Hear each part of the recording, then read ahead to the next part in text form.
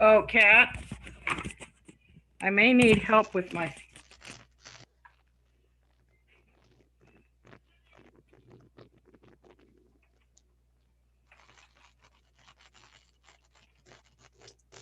Hello. Oh, good. Can you hear me now? I can hear you now. I'm good, Cat.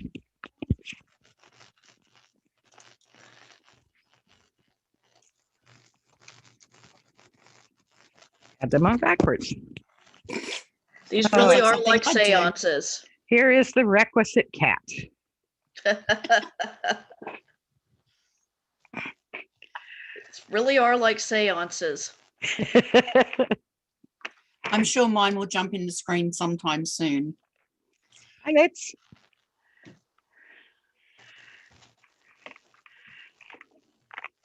I apologize for being a little slow opening up.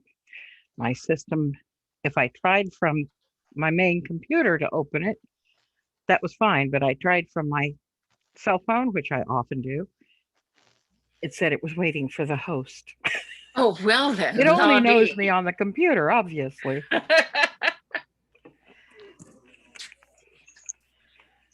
It's so picky. So we Yeah, have you basically had to log in from a new device. Yep. One that knew who I was. Because clearly my desktop doesn't recognize me. Rude. Yeah, really. How cold. How cold. Okay. Which section am I in? Too many books, too many sections. That's what it is. One can never have too many books. Okay, I have to agree with that. Yes. Yes. We have such a fun night coming up. Steve is just going to do some fun stuff for us. Do you guys drink mead? Yes. Whenever I can. Absolutely. Which isn't often, but yes. I am Whenever I looking can. forward to learning how to make it. Yes. Jonah, where are you from? Lionsdale. Lionsdale or Lionsgate? Lionsdale is an itty bitty little shire right next to Lionsgate. Ah, next to Lionsgate. That's why I hadn't Yeah. heard of it. Yeah. Welcome. Yeah, I let's put it this way. I currently have 10 carboys full of mead sitting in my craft room. Ah. When's the party? Apparently, if you guys want to join the party sometime after September. When they open up the borders, right? Yeah. Oh, yeah, that. No, I'm mostly here to see if you have any new tips or tricks. Well, Steve will be the pro on that one. Wilhelmina, where do you hail from? Mordenvale, which is in Lockhart, so Australia. Ooh. How do I spell Moda? What's it? Mordenvale. Mordenvale.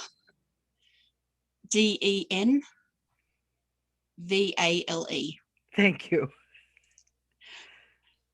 Now And- that's a commute. Don't Yeah, you thank love God for Zoom? Zoom. My wings are not that strong. Ah, there is our guest, Steve. Oh, hello. We can't see you, but I see your name. Oh, I have to turn on the camera. Just a second.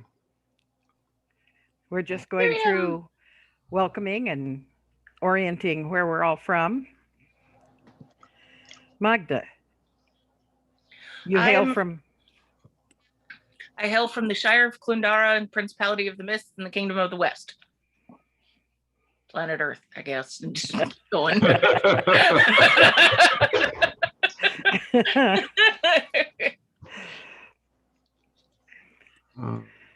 Seeing as we have somebody from Australia, I think you missed the continent in there. True. Kingdom of the West. Well, what would the continent be in sort of known world speak? Uh, The New Australia? World. New World. Oh, known yeah, world. Yeah, New yeah. World. I don't know. Or the Americas. Okay, I'm going to sign out here for a second and try again. You come Having trouble back. getting my camera synced. Never good when your camera won't sync. Yeah. Can you take it out? Thank you. Miriam. Okay. Hello. Ooh. So, Michelle, welcome. Grandma. Can you share where you are from? No. Out. Yes, so my name is Mikel Amand Deschamps. I'm from the barony of Windmasters Hill in Atlantia, which is North Carolina. Your voice was very quiet there. I almost didn't catch all of that. Thank you. This lady does the most beautiful, beautiful needlework. Oh my goodness. Oh. I've shared a few of your posts on our local page. Oh, good. Oh, let's see. Miriam, would you share where you're from? Hello, I'm Shire of Clundara, Kingdom or Principality of the Mist, Kingdom of the West, just like back now.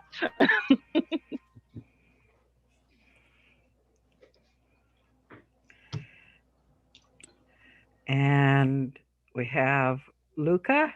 Are you? Oh, Luca's got his mic turned off, or her. Welcome. Yeah, sorry. I have a lot Oh. of background noise here. I didn't want to disturb everyone. I'm from a Castle Rouge You're cutting out really bad. in North Shield. North Oh, Shield. wow, Okay. Northfield. Cool.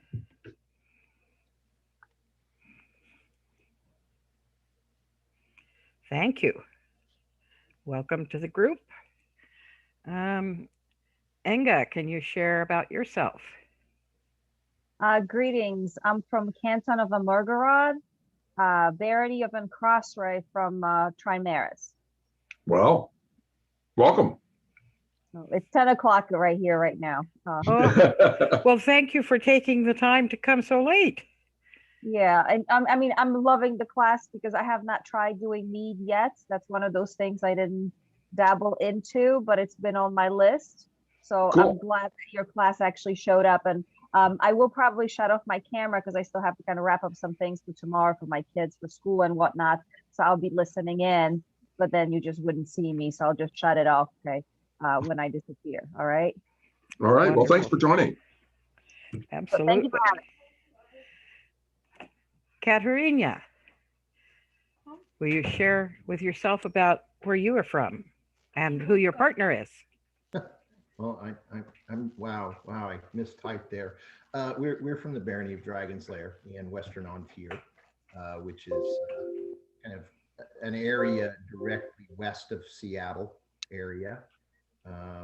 So on the west side of Puget Sound, and so that's. And we've been making meads and melomels for a couple of years, but everyone does it differently, and we like to see how other people do it and get new ideas. Oh, the pressure's on. So I caught one name. We have Katerina. Second name? It's easier to just say Hugh. All right, you. Okay. Thank you. Let's see. Sean, welcome. That would be Sean Lorenzo.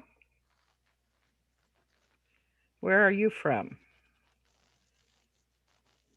Maybe I didn't give him time to log in yet completely. I see the mic's still off.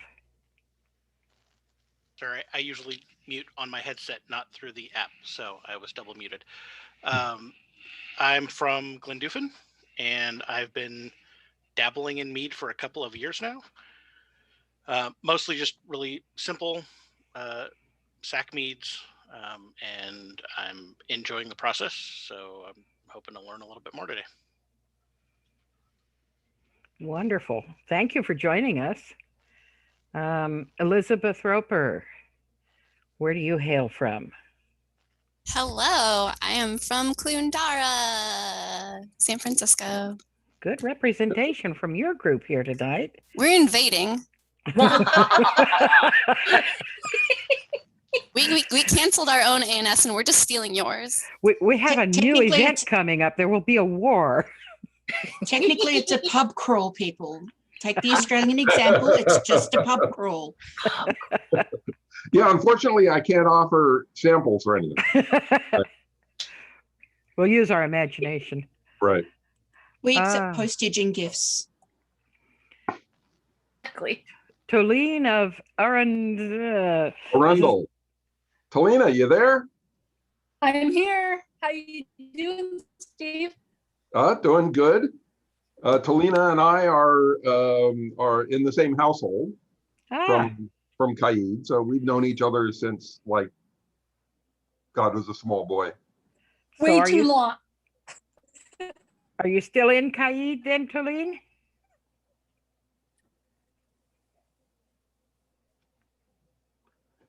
She's actually in Ontario. No, I just Okay. relocated about 6 months ago to Three Mountains in Ontario. Thank you for clarifying that for my simple brain. Sometimes I'm slow, and I admit it. We have Joanne. Joanne, you're muted, but can you unmute and tell us where you hail from?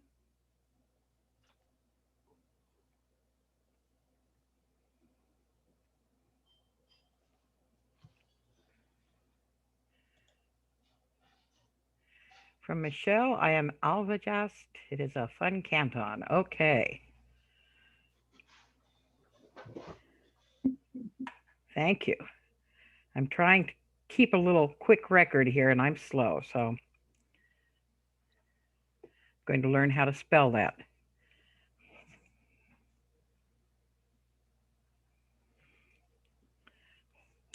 Esther, welcome. Glad to have you here tonight.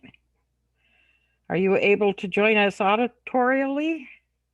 Yeah, I'm not sure how long I'll make it. I'm going to be called away to help unload groceries soon, but I Good thought to I'd, have you here. At least start the party. And Esther is from Adiantum. And we have Halima. Can you tell us where you are from? I'm from the Shire of Heartwood in the Kingdom of Ontario. That's the Principality of Tiri. Thank you. Good to have you here. Thank you. All right. I think I have some others I have missed. There we go. Oh, lots of us.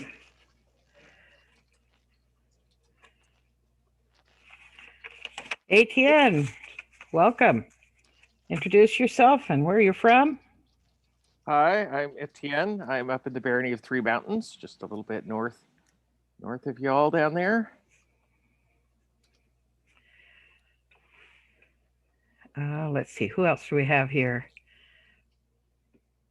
Did I get Marianne? I did not. You did not.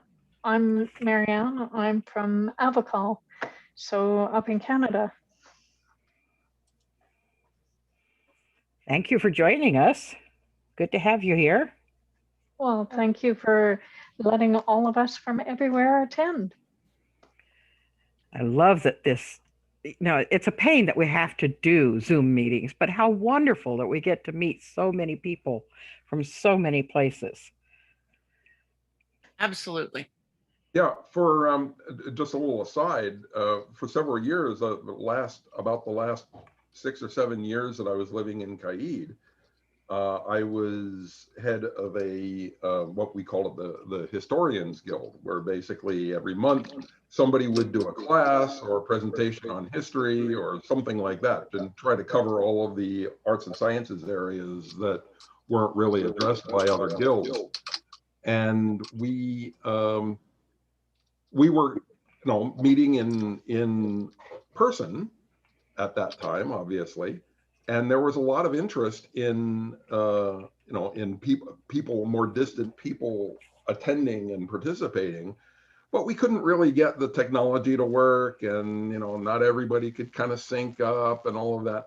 Well, I think one really amazing thing to come out of this tragedy of the last year and a half or so is that everybody's really gotten up to speed on the on the net meeting business, to the point where now we have people from Canada and from Florida and the West, Australia.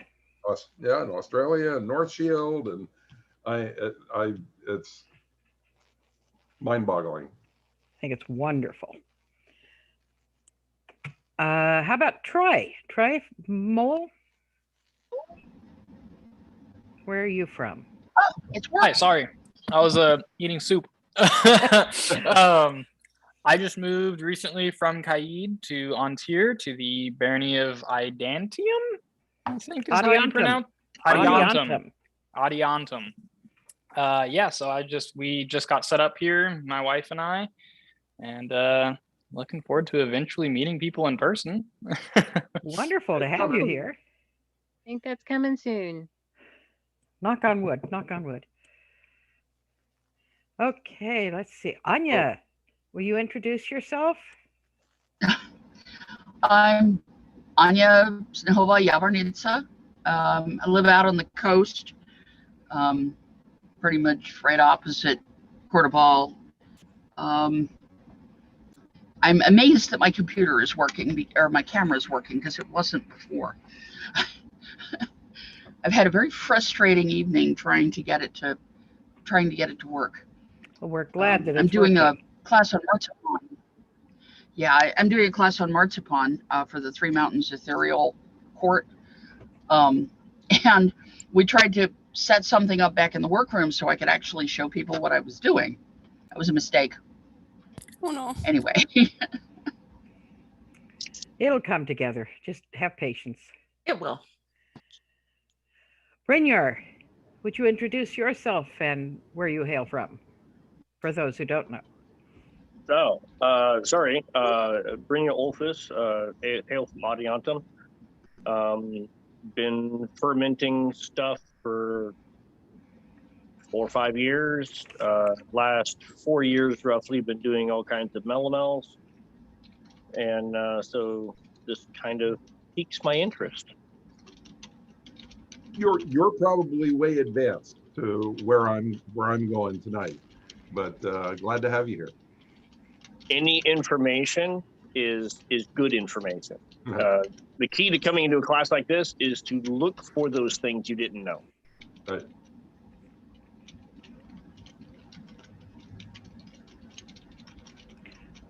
I think I've got everyone. If I didn't, holler. Oh, I just saw Alan. Oh, Yeah. Alan's popping in. Alan just popped in. Are you set up enough to introduce yourself and where you hail from, Mighty Alan? There's no Mighty Alan here, but I am Alan Boyer, yeoman of Adiantum, and I'm attending this because I've got a 5-gallon bucket of honey that needs something to be done with. Oh my gosh, I can help you with that, Alan. Ooh, shiny. Alan, in your hoodie there, you kind of look like a Jawa. Look like For a a what? sand people. Yeah, Jawa. Yeah, people call me Jawa all the time. Well, we have believe Alan got the same bucket I did, so it's wildflower honey. Ooh. Where are you guys getting these magic buckets? There's an interesting story behind that. There is a what do you call a person who raises bees and a beekeeper? An aviary? No, that's not right. Apiist. Apiary, apiist, or beekeeper, or beak if you're in the group. Yes, well, there is a company, I'll just say a company that sells raw natural honey. And they have to bring it up to a certain temperature in order for it to be legally sold. But something went badly wrong, and the honey was raised to a higher temperature. I mean, it did affect the honey. It killed all of the natural little biomes that you find in raw honey. It was So all of the, pasteurized. yeah. So basically they pasteurized it without intending it. So they had a huge lot of honey that they couldn't sell to all their hippie friends who wanted the raw unpasteurized honey because they just pasteurized it. So they said, who wants this perfectly good honey that's been pasteurized? I said, woo-hoo-hoo. They said, Wow. could you take about 40 gallons of it? I thought, The amazing part is that was $100 for a 5-gallon bucket, about 60 pounds. yes. Wow. Jeez. Wow. So Score. Good If that friends to ever have. happens again, give me a call. yes, I've told them that if they ever have any more pasteurizing problems, that they shouldn't hesitate not for a minute. I may have So- offered, possibly bribing one of their workers to accidentally pasteurize something, but I didn't Yeah. hear anything about it. No. So I drove all the way to Independence, Oregon, and loaded these 8 buckets into my pickup truck. And I was driving home thinking, dear God, I'm going to be stuck with 8 buckets of honey. But by the time I'd gotten from Eugene to Independence and back again, half of them had already been spoken for. Great. I am guilty of that. Yeah, you took advantage of it.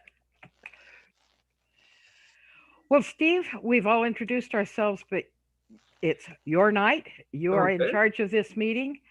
I believe everything's set up to facilitate you in screen sharing if you want. All right. And- Yes, I will be screen sharing. And I'm going to encourage us to turn off our mics when we're not talking because that limits the feedback and overload system. So I'm going to turn this evening over to Stephen for now. And I really thank you for being here. This is exciting. right. Thank you. Oh, great. Well, thanks for asking. I haven't done a presentation on mead in a while, so this was kind of fun. And actually, it prompted me to set up a couple new batches so that I could document them and get some photographs for presentation purposes. So, hi everybody. Wow, I'm humbled by the number of people signing in and the distances that all of these electrons are traveling to hear my talk. This is pretty cool. So, my name is Steve Alter. It says Steven there. If you look for me on Facebook, I'm there as Steve, S-T-E-V-E. So I will offer to anyone, if you have any questions after this, if either contact me through the Barony or just contact me directly on Facebook, I'm more than happy to answer questions. My name in the SCA, I'm Hrodr Navar. I've played in the SCA since around 1980. And almost all of that was in Kaid up until about 2.5 years ago. And my wife and I retired and we moved up to the Eugene, Oregon area, which is the Barony of Adiantum, which is where this signal is originating, but obviously it's reaching pretty far. So unfortunately, we were just starting to kind of get to know people locally and starting to get into the local SCA scene when everything shut down. So, to me, the local SCA group is still kind of largely theoretical, but looking forward to shaking hands and meeting people in person again soon. I was a beekeeper in Southern California for about 5 years. One day I just had this wild idea. I've been doing some reading and I asked my wife, gee, what would you think of keeping bees in the backyard? Now, normally when I come up with these ideas, she shoots me down and, that's kind of expected. This time I was amazed when she said, wow, that would be kind of cool. So we actually kept bees in our backyard. And that gave me the opportunity to play with really fresh honey and to get to know honey really well. And that lasted and I got stung many times. It lasted until one random bee crawled up my leg and stung me and sent me to the hospital. So I don't keep bees anymore. Very sad, but I do make mead. And at first, my mead making, I was really hesitant to get into mead making because my background is I'm a chemist, and I have a lot of experience in microbiology and cell culture and sterile technique and all that good stuff. And I was intimidated by, okay, how do I do this without like poisoning people? You know, how do I grow microbes in my kitchen and not have all of these nasty things happen that I've seen in the laboratory? So I had to unlearn a lot of stuff before I could comfortably start brewing on my own. Well, once I found out how easy it is, and also how nice mead is to work with, it has happened pretty easily. If you've ever tried to brew beer, and I have, in my experience, beer is more difficult. You have to be a lot more careful about cleanliness when you're dealing with beer, because beer doesn't build up alcohol very quickly. And so if you're not extremely careful, keeping everything clean and keeping extraneous microorganisms out of your brew, then it's very easy for these unintended microorganisms to get established and to take over your fermentation, and things get really bad really fast. And if you've ever had like a skunked beer, buy a craft brew in a supermarket and open it up and taste it, and it's just really foul. Well, that means that basically something got into it. And all of the beer that I have tried to make and bottle has skunked in the bottle. So I haven't gotten the beer thing down yet. But mead is, to my mind, more forgiving because it builds up alcohol more quickly. So basically, yeah, you should be very careful at the beginning. You can sterilize things and get everything started, but then once it's going, it builds up enough alcohol to actually be its own disinfectant. And I have not had any batch of mead go bad. I've had some that are better than others, but I've never had one really get really nasty. And I just think that that's in part that's just due to the fact that you're with mead you're dealing with simple sugars. You're dealing with very the yeast are eating very simple sugars. They're not eating complex carbohydrates like they are in beer. So with beer, it takes them longer to chew through that stuff and turn it into alcohol. Where with mead, within a week, you've got a significant amount of alcohol in that brew. So anyway, for that and for some other reasons, I find mead to be really very easy to work with. Now, okay, so for getting into the presentation. If anybody has a question as I'm going along, feel free to unmute and jump in and ask the question. If you want to message in a question, I probably won't see it come up. So Bonnie, if you could keep an eye on the message board, and if someone messages in a question, then you bring it up into my face.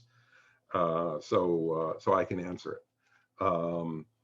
I have something to add. Okay. Okay. Brynjar here. So I started fermenting with ales. I did do some groots, which a groot is an ale without hops. It's where they used spices instead. And then I got into meads. First thing is when I ferment my mead, I don't stop the fermentation. I let it ferment out at whatever alcohol level the yeast will still thrive in. But what I've found is that the sugars from the honey seem to be more complex than the sugars from the barley. So where I can get an ale fermented in a month and a half, it takes a good 9 months to really get a mead to ferment out where it doesn't carbonate the bottle when I bottle it. And that's just information for our viewers as well, to give some comparison. Yeah. Also, that's going to have a lot to do with what kind of yeast you're using too. The yeast that I generally use, I'll go over that as a champagne yeast, and it will go up to like 10 to 11% alcohol.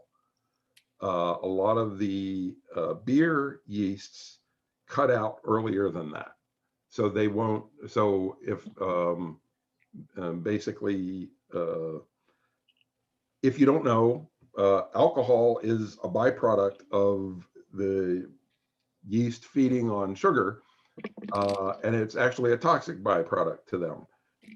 So the yeast will continue eating sugar. If you give them enough sugar, they'll eat sugar until they produce enough alcohol to shut themselves down. And technically speaking, that's when your fermentation is done. So different strains of yeast can tolerate different levels of alcohol. So if you have a strain of yeast that can only tolerate up to 6% alcohol, then that's where it's going to shut down, and you'll probably reach that level of alcohol relatively sooner than you will reach a level of 11 to 12% alcohol for a different yeast. So I'll mention the thing about yeast as well. I'll get into that. Quick question. Yes. I'm curious about the strain of yeast you use. Okay. Which one is it? Okay. Well, I'll cover that later. But what I use, it's Lalvin, Lalvin is the brand name, and the strain that I use is D47. It's readily available. You can get it in any reputable homebrew store should have it. You can get it online. Comes in little packets. Maybe about a teaspoon of dry yeast in a packet. Thank you. Keeps in the refrigerator really well. One thing I'm going to mention is there are so many different varieties of yeast that you could use. My recommendation is try one and work with it. Stick to one type of yeast for a while and get accustomed to the rest of the process. And then once you're comfortable with the rest of the process, then you have the opportunity to experiment.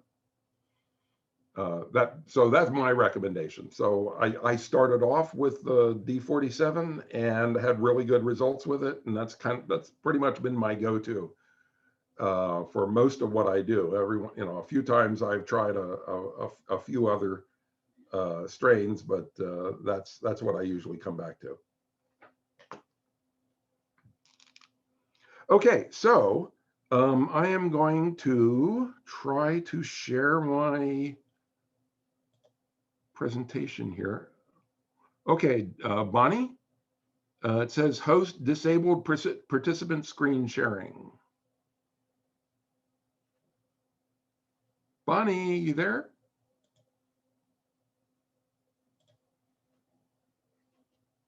I am here. I am here. Let me share my screen, please. I'm working on it. It was supposed to be prearranged. I apologize.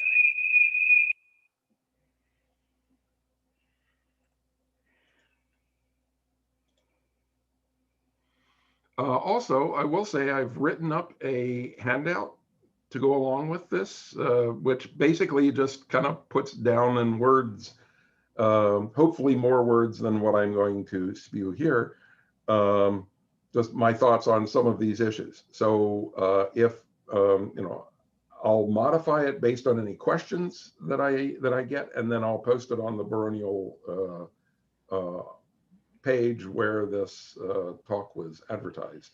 Okay, Steve, check that. Okay. Ah, yes, there it goes.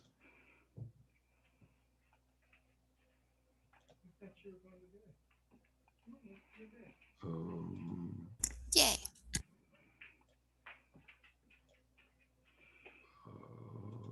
Slideshow from the beginning.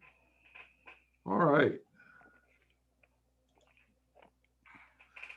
Okay. So, again, this is mead making for beginners. Basically, going into this, I tried to imagine, okay, what were the questions that I had before I knew anything at all?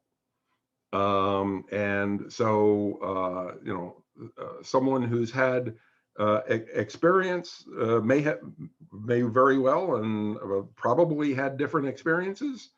But I'll try to do what I can to help you get started. I heard someone say that they've wanted to make mead for a long time, but never really got into it. Well, I want to try to make it easy for you to get started here.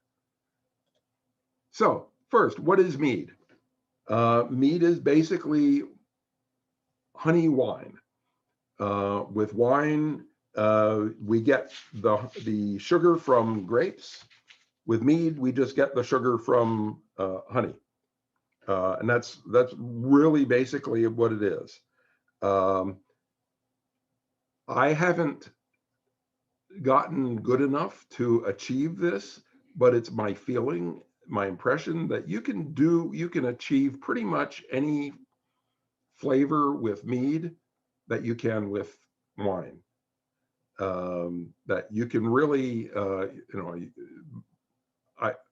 I have had wine, or I've had mead that was like sicky sweet, like cough syrup. And people telling me that that's how it had to be. No, it doesn't have to be that way. Just because it's made from honey doesn't mean that it has to taste like raw honey. That's all part of the decision that the brewer makes. How much honey do you use? How long do you give it? What kind of yeast do you use? You can get sweet meads, you can get dry meads, and anything in between. So sugar and alcohol. We were talking a little bit about this earlier. The yeast eats the sugar and produces alcohol. That's really the whole thing about brewing. The alcohol is a toxic byproduct. So depending on your strain of yeast, eventually, if you let the fermentation go to completion means that you've achieved a high enough alcohol content that you've basically killed your yeast. The yeast will definitely slow down as the sugar content decreases and the alcohol content increases. So it can actually take a long time. It can take years for the fermentation to actually completely cease. While, for all practical intents and purposes, it could be over, in 6 months to a year. So when we talk about sweet and dry, what we're really talking about is the balance of the remaining sugar and the amount of alcohol that's been produced. So a sweet wine, like a Rhine wine or Manischewitz is kind of the ultimate sweet wine. You make the decision to add a lot of sugar. And with wine, the commercial wines, they'll typically stop the fermentation. You can put antibiotics or antimicrobials into the wine that will stop the fermentation wherever you want it. So most commercial wines in the US actually have sulfites added to them. And that's primarily to stop the fermentation. One of the main reasons that I got into brewing mead is that the sulfites have a really unfortunate effect on my digestive system. So I can't drink commercial wines. So that's when I started making my own. Dry wine is basically a case where you have relatively little sugar left and higher alcohol. So you're getting that sharpness from the alcohol, and it's not balanced by sweetness from the sugar. So that's really all that's going on here. The amount of sugar and alcohol that you have in the drink when you drink it depends on how much sugar you put in it to start, how long you let it go, and what kind of yeast you're using. And it's not necessary to let the fermentation go to completion. You can stop it anywhere along the way. If the balance of sugar and alcohol is what you like at a particular point in time, then you go and drink it. And that's what is the difference between short and long mead. Short mead is intended to be drunk in 2 to 3 months, roughly, depending on how you set it up. So it's intended not to be allowed to go all the way to completion, but so that in 2 to 3 months, the balance of sugar and alcohol is going to be something that you like, whether that's sweet or dry or whatever. Long mead is intended to be drunk in more in the time frame of years. So in that case, you're designing your fermentation so that you have enough sugar that by the time the fermentation is like completely done and the yeast are all dead, that there's enough sugar left in the final product. I bought from here. Hi there. So with long mead, the trick is that you balance the amount of sugar that you start with so that there's enough sugar at the end that you like to drink it. And since it takes a couple of years, I'm not very good at it. So help me out. Please. Look, thank you. Since it takes a couple of years to get to completion like that, it can really be a while before you know whether you were successful. So brewing long mead is takes a lot of practice, and it takes a lot of trust and a lot of willpower.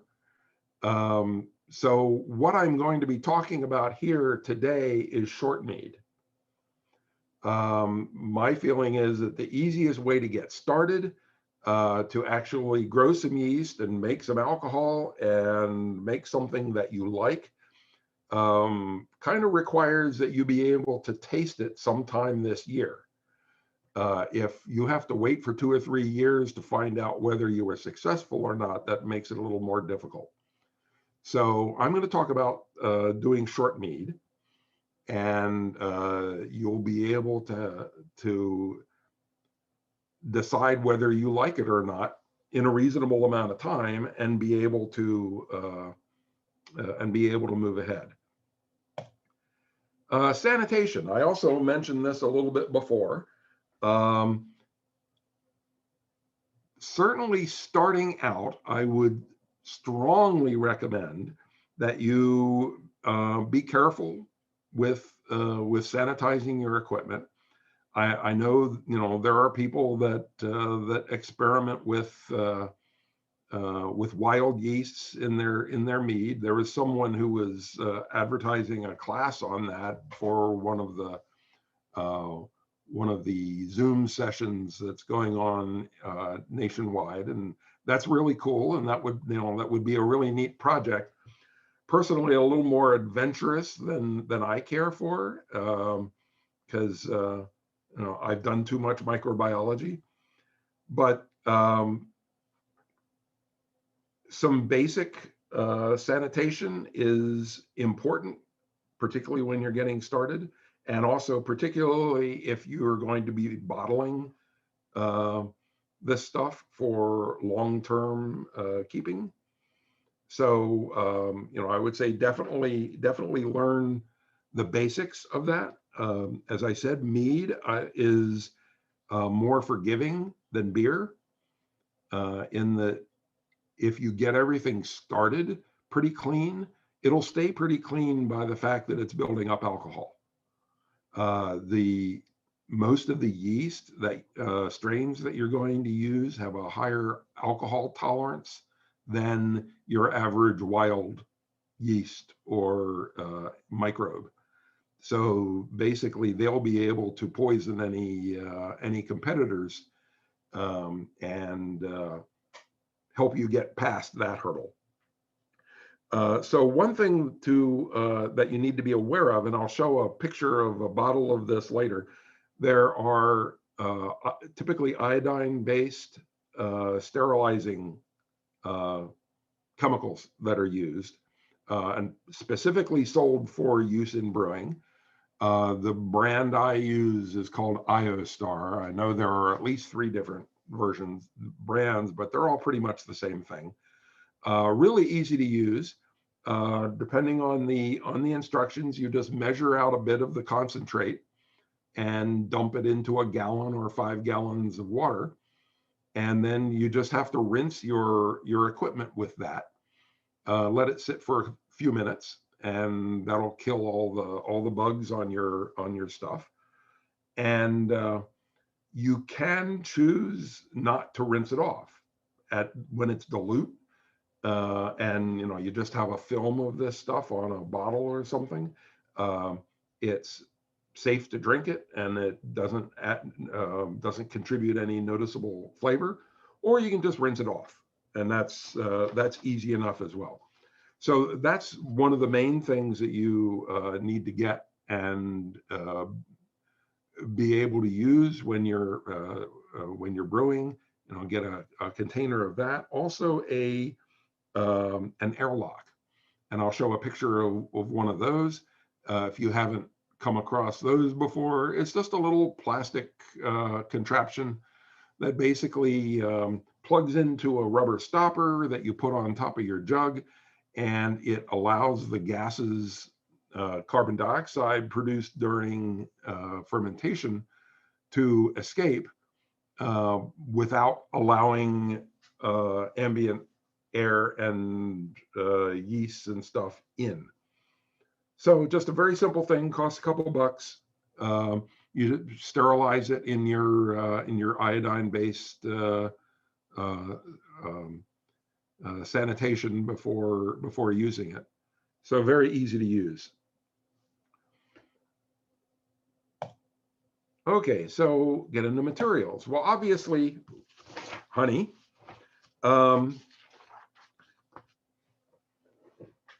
The best would be what Brynjar and Alan were talking about earlier. If you can get buckets full of raw honey, that's great. Not all of us have the ability to get hold of that.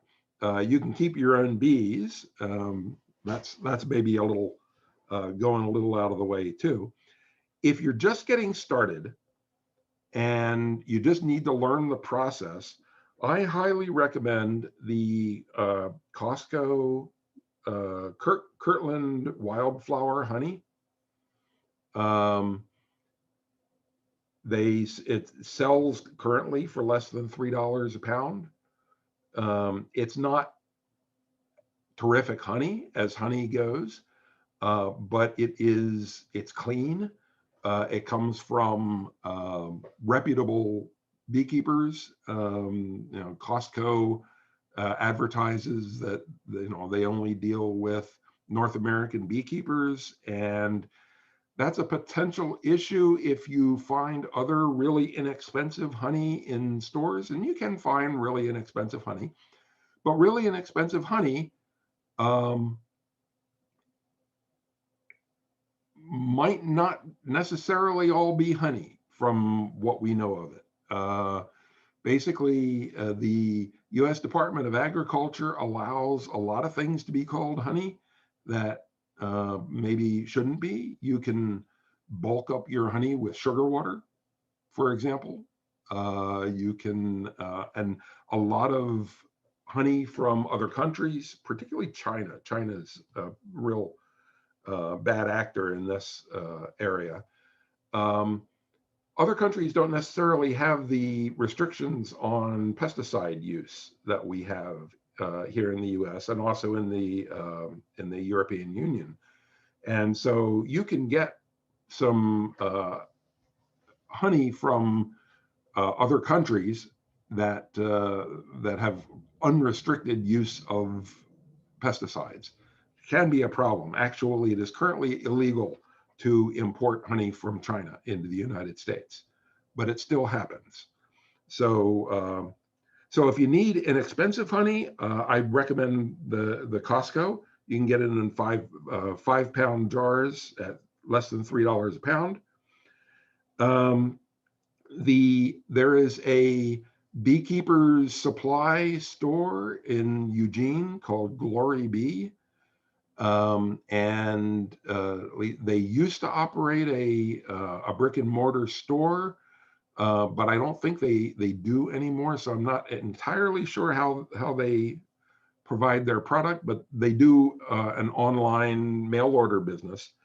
And from them, you can get a 40-pound bucket of honey at about $4 a pound, which is about the cheapest that you can find commercially available good honey. And that's the best that I know of. Occasionally you can find beekeepers advertising like in Craigslist who are trying to get rid of bulk honey. And you might be able to get it for as low as like $3 a pound, but you'll probably have to buy a 5-gallon bucket, which is about 60 pounds. If you can get it, that's great, and honey will last forever, so that will make a lot of mead for you. Okay, yeast. We talked about yeast earlier. There are a lot of different choices. There are yeasts that are called mead yeasts. There are champagne yeasts and all kinds of wine yeasts and et cetera, et cetera. Just my recommendation is just pick one and stick with it for a while, make several batches of mead, get comfortable with the process, and you can find all kinds of information online about different types of yeast and what alcohol they'll give you and what kind of different, the type of yeast you use can affect the flavor of the product. So, there is value in looking at different strains of yeast, but I wouldn't worry about that too much right now. Pick a good one. I found a good one. It's called Lalvin D47. I think I have a picture of a packet of it later. For water, definitely use well water or bottled spring water if you don't have well water available. Don't use chlorinated tap water because the chlorination is designed to kill bugs. So you don't want to start your yeast off in a bad situation. Other ingredients. So you can make straight mead, also called sack mead or show mead, which is basically just fermented honey. So it's honey, water, and yeast, and nothing beyond that. That's certainly the kind of the simplest. one thing that you should keep in mind, if you're going to go that route and not add any other biologicals or organic ingredients, it's a really good idea to add yeast nutrients.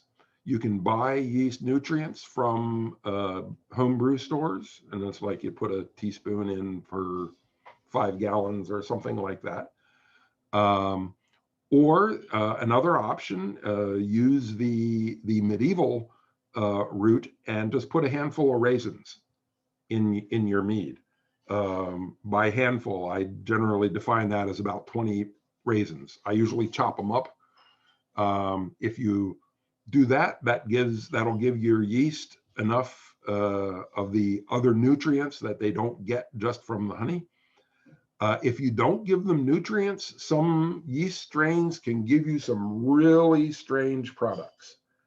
If you've ever had someone at a war hand you a bottle of mead and you taste it and it tastes like turpentine, there's a good chance that it's sack mead that wasn't given any nutrients, or it's possible that it's just way too young. That depending on how they were, however they intended it to turn out, it's not there yet.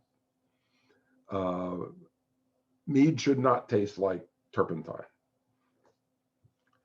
Other ingredients, you can put fruit in your mead, and that's most of what I've done. So I'll share with you my basic recipe for fruit-based meads, and I used it for a lot of different things: blackberry, strawberry, blueberry, mulberry, oranges, orange, lemon, kumquat. I've made kumquat mead. And it's really very versatile, and I've never had a bad batch. Then you can also add spices and herbs. I haven't really gotten into that much. Done a little bit of experimenting with ginger and a few other things. I will show you one recipe that has, an orange and also some spices in it. That's about as far as I've gone down that road. Needless to say, there are endless combinations of fruits and spices and herbs that you can play with. For equipment, I'm going to be talking about making mead in gallon jugs. That's smaller than what most people work with. If you look online, you'll find most recipes are based on 5-gallon jugs. 5-gallon jug, to my mind, you're talking about a rather large investment just in the honey itself, and just particularly when you're getting started, if you've got that kind of niggling worry in the back of your mind, gee, what if it turns out to be vinegar and I have to dump it down the sink? Well, 1 gallon of vinegar would be a whole lot easier to take than 5 gallons of vinegar. So I started out with 1-gallon batches, and I like it so much that that's most of what I do. I do have a couple 3-gallon carboys, and if I've got a recipe that's working well and I like it, I've made a couple larger batches. One thing that I find with mead is that the recipes scale up and down very well. So if you find a recipe online for 5 gallons of mead, write it down and just cut everything by down to 1/5 of the ingredients, and it'll probably work really well. And the same thing works for scaling back up again. If I do my my recipe is in 1 gallon and I like it, I can scale it up to 3 gallons very easily. Now, that also implies that you should take notes. Keep good notes of what you do. I'm a scientist by profession, so notes is what I do. I've got laboratory notebooks full of all of my mead experimentation, and so you know, definitely keep track of what you do, because you might want to do it again. And for other equipment, I mentioned the airlock. You'll probably need a funnel, maybe some spoons. The way I measure out my honey is by weight, so I've got a kitchen scale. Just so really pretty simple stuff. All right, so here's my first recipe to help you get started, and this is my kind of stripped down basic fruit short mead recipe. So the plan is to do this in a 1 gallon glass jug. I use 2 pounds of honey, half a packet of dry yeast. That's probably way overkill for the amount of yeast I'm putting in it, but I've not had very good luck with open packets of yeast storing in the refrigerator. So, you know, if you open a packet of yeast, you might as well use it, because they're not very expensive and they don't store very well. So clean spring water, I've got a well here, so our water out of the tap is usable as it is. 1 pound of fruit, or about a quart of juice. One thing I will point out, this is not rocket science. Okay, so these are estimates, and try it once. If you think that, you know, it would benefit from having more of the fruit flavor, then knock yourself out, add more fruit. If you want less, then add less. It just, you know. And then for materials, I use a 1 gallon jug, a funnel, an airlock, and my iodine disinfectant. So let's see, let me get that out of the way. All right, so step 1. I'm doing this with blackberry. We have lots of blackberries frozen away from last year, and we need to clean out the freezer before we start collecting them this year. I thawed my blackberries and mashed them. I've got the little conical strainer thing that allows you to kind of press out the pulp and keep the seeds. So I did that and produced about a quart of juice. You can certainly throw the skin and seeds into the mix.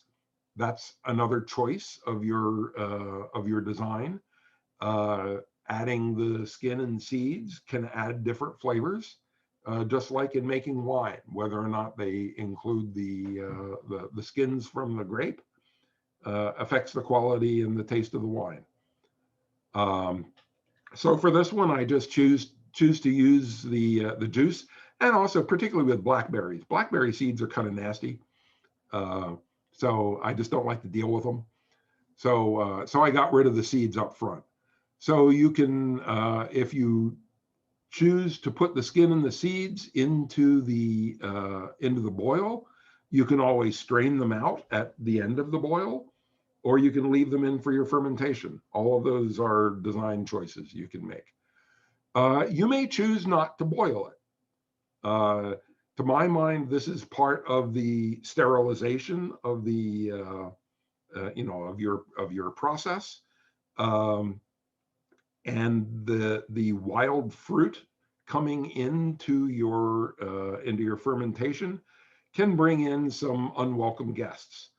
So I typically boil any fruit that's coming in from the outside. Boiling can change the flavor of your fruit, but it also increases the risk of contamination. Can I ask you a question? Yeah, sure. How long do you boil it? 20 minutes. Okay. Thank you. Next bullet point. So to the, so I had about a quart of juice. I added about a quart of water and boil it for 20 minutes. And that's plenty to kill, to kill pretty much everything. If you put your skins and seeds into the boil, you can strain them out at this point, or you can leave them in for the fermentation. Once you've boiled this, you want to cool it to basically warm. Just basically, you don't want to pour boiling liquid into a room temperature glass jug.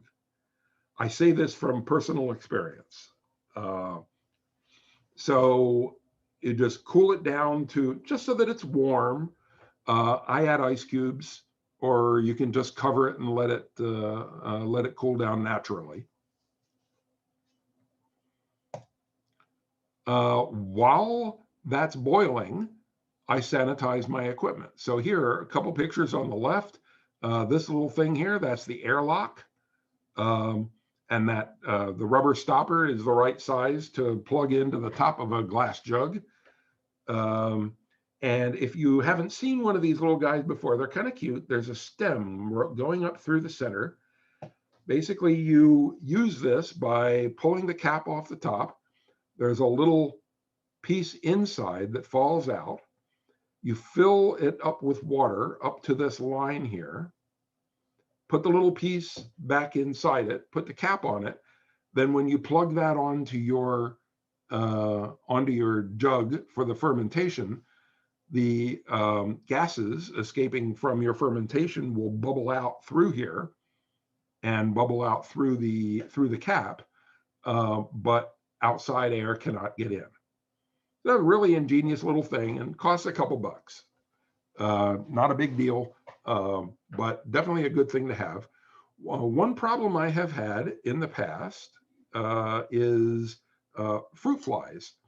Really love to gather around fermenting jugs of stuff. And they get into the airlock, and like they have this maddening habit of being able to like swim through the water in the airlock. And so avoid that. You can avoid that by just filling the airlock with cheap vodka. Maybe a sad use of vodka, but it eliminates the problem of fruit flies invading your fermentation. Suggestion? Yeah. Use some of your sanitizer. The stuff that you would be pouring down the drain after you finish using it. You can use it to fill your airlock. That's an incredible idea. I had never thought of that.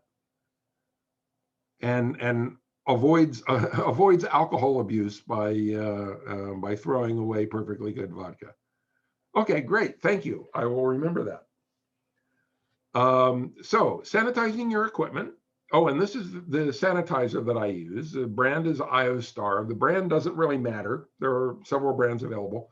This brand is really cool because it gives you a little measuring device built into the bottle. And according to the instructions, a full thing here, I think that's one ounce, 1 liquid ounce, is enough for 5 gallons, which is way more than you need. And again, under the heading of this is not rocket science, I just kind of measure out a little bit, dump it into my gallon jug, fill it with water. As long as the diluted sanitizer is kind of a dark brown color, it's working. So I don't sweat the measurement there too much. After I sanitize the jug, I pour it out into a bowl and put my airlock and any spoons and funnel and stuff like that into the bowl and let that sit until I'm ready to use. If you're not ready to use it yet and your glass jug has sanitizer in it, but you're not ready to quite go forward yet, you can always just get a piece of clean tin foil, for aluminum foil wrap, and just put that over the top of the jug, and that'll keep it clean. Do that in the laboratory all the time. And then just basically be aware that as you use stuff, don't touch a surface that's going to go into your mixture. If you do touch something that could potentially contaminate your mixture, just swish it around in the bowl full of sanitizer, and you're ready to go. So just be conscious of that. You don't really have to be obsessed with it. All right, so since I'm only dealing in 1 gallon batches, it's pretty simple to just weigh out my honey. So I have my sanitized funnel, and the sanitized funnel and the empty glass jar have been weighed and tared on my scale. And then I just pour in honey until I have enough. And again, close is fine. I'm aiming for 2 pounds. If I get 2 pounds and 2 ounces, I'm not going to sweat it.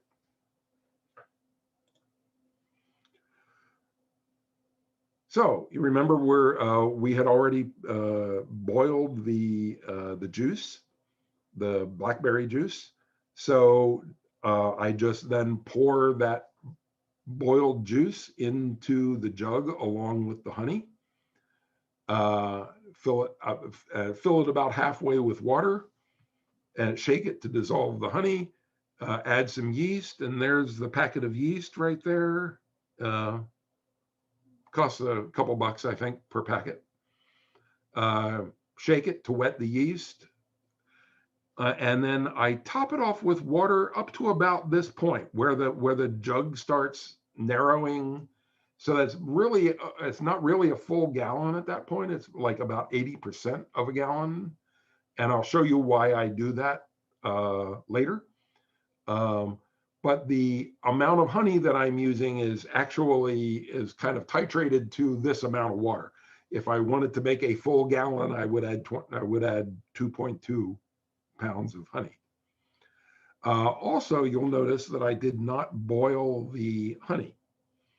A lot of instructions will tell you to dissolve the honey in water and boil that to sanitize it. I did that at first, but honey itself is naturally a sanitizing agent. Raw honey will not go bad. It's a high enough sugar concentration that that stuff can't grow in it. So if you're working with good honey, then I typically do not boil the honey anymore, and I've never had any problems with it.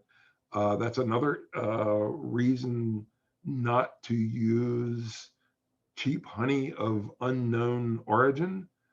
You can buy some honey in supermarkets for $2.5 a pound, but if you don't know where it comes from, a lot of commercial honey makers will water down their product with sugar water. And if it's less than 18%, or if it's less than 20%, or if it's less than 80% sugar, or more than 20% water, then microorganisms can grow in it. So some of the really cheap honey that you buy in the store does not have enough sugar in it to be antimicrobial. And so you don't necessarily know what you're getting if you buy really cheap honey. That's why I recommend the Costco. It's the cheapest honey that I know of, where I have gotten assurances from the manufacturer that that their honey comes from reputable dealers and is not watered down, and et cetera, et cetera. So then once everything's mixed, you add the airlock. you just plug the airlock into the top of your jug and you're ready to go. All right, by the next day, you should see signs of activity in your brew. You should see bubbles in the airlock. That's the carbon dioxide escaping. If it foams, or this was a batch of apple cider that's turning into apple mead. So there's a lot of pulp. There's a lot of pulp in that apple cider, and you can see it's kind of settling and doing weird stuff as it foams. That just basically means that it works. And people who have brewed a lot will know that typically when you first start a fermentation, when the yeast really first start going, you can get this kind of an eruption of foam. In beer making, it's called krausening. Particularly if you have fruit pulp in the mixture, then that gets caught up in the foam and it pushes up in your jug. So you can see the stain here. This was, the next morning that I checked this, so I had missed the eruption, but it left the stain on the jar there. If I had filled this up with water all the way up to the neck, then that foam would have come squirting out the top of the airlock. So that's why I only fill my jug to about 80%. Now I could certainly add a little bit more honey, and after this step is done, the fermentation is pretty under control and very well mannered. So I could just add more water to bring it up to here. So I could do that. I choose not to, but you can certainly do that and get an extra glass of mead out of your batch. So here, that one night, I started 3 batches of mead. And the whole thing took me about 2 hours to start up 3 batches of mead.